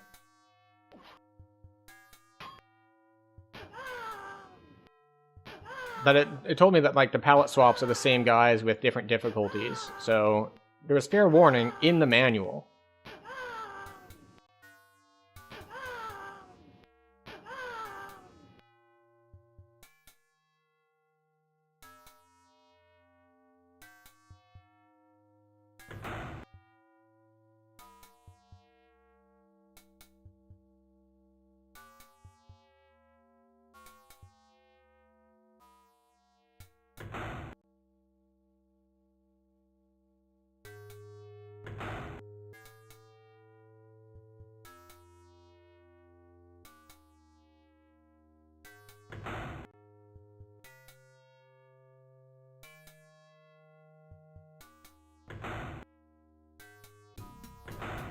Door slam shut behind. Oh, wait, we got out.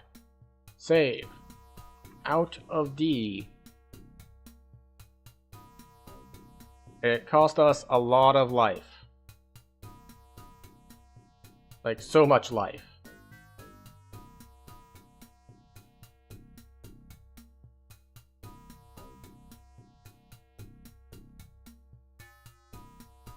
Okay, use your salt on the cook.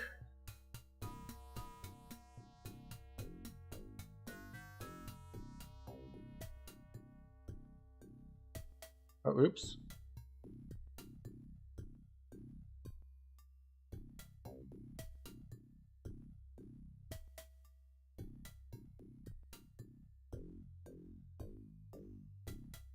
Right. We are the soup. Yes, we want to play again. We want to restore out of D. Alright. So this time, so what I tried to do is I tried to throw the salt at her. But that's not what that control does. That's just like drop salt into the environment in front of you. What we need to do is we need to use the salt. Throw.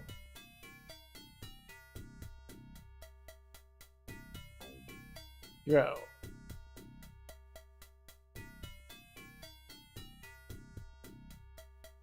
Oh. Very gruesome for the time. A lot of this stuff has been fairly gruesome for the time.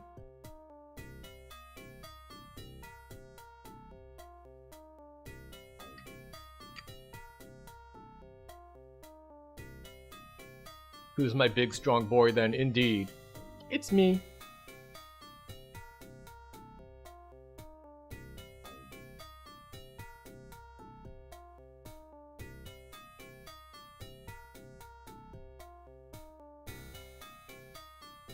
We're going to drop all of these ingredients here so that they're not just clogging up my inventory.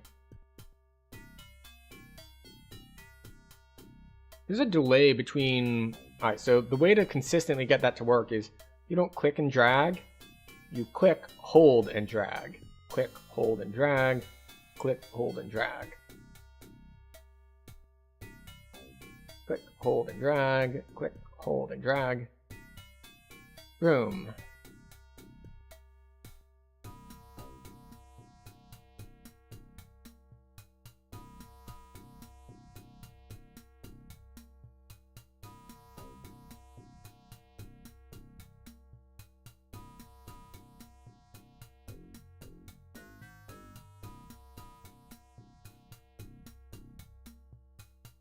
We want these both on the same screen. Alright. Okay. Now we have both the tongs and the coal in the bag, like we needed. Okay, use the salt on the cook. She comes back. Go back outside and enter any of the corner turrets. Climb up to the battlements. Walk around until you see a knight that looks invincible in close combat. Use your crossbow to knock him over the edge. Climb back down. Head out to the garden again. Blah, blah, blah, blah, blah, blah. Okay. Well, actually, let me read ahead here a little bit. How close are we to being able to actually finish this? I don't think we are. Yeah, no, we're not doing this. It is a bit too much to finish up. Also, we're at 25 life, and we only started with 100. And we are... I'm betting I would simply die before the end. So, that brings us to the end of stream. It's been a good time. It's been a little jank, but that's expected. We did get to see Elvira's, like, they just have this section of the chest and they just like move it up and down, and you can just see the seam where they're just like moving a piece of the art like up and down a little bit. So, but hey, it was 1990, you take what you can get. There's a secret passage here. Excellent.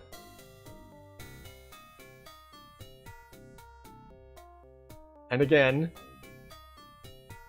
Oh, wait, there is a little bit of distortion here. You can see it's not just purely moving up and down. Like, these pixels here... Oh, also, those pixels, they actually compress to show a change in shading.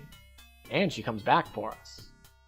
You'll not fit in there. It's pitch black. I can't see a thing. Of course you can't. But in any case, so... Look, it's made from a kind of a trashy, schlocky 80s horror booby flick, so it has to match. But yes, so other streams for this week in 1990. We have two options for us. One is, as I mentioned earlier, King's Bounty, which is the predecessor to Heroes of Might and Magic, which could be fun because I both played a remake that came out in 2008, and I played a lot of Heroes of Might and Magic growing up. The other one is Wizardry 6, which is kind of one of those first-person perspective, like you're walking through a maze, dungeon crawler, RPG party things. So we might do that as well. And of course, we will have one day, as we always have one day a week, for Dungeons & Dragons Online, wherein our Bard is now level 11, and things are going pretty well. So those are the plans for the rest of this week. You can, of course, join the Discord, and if you want to look in the suggestions channel, I have posts up for what games are kind of on the short list for each of the years, going all the way up to 2025. You can, of course, drop suggestions there if you would like. If you would like to have a less committal thing to do, you can, of course, do the whole like, comment, subscribe thing. Otherwise, you can just wait for the algorithm to bring you back, or never return, depending on which one you would prefer.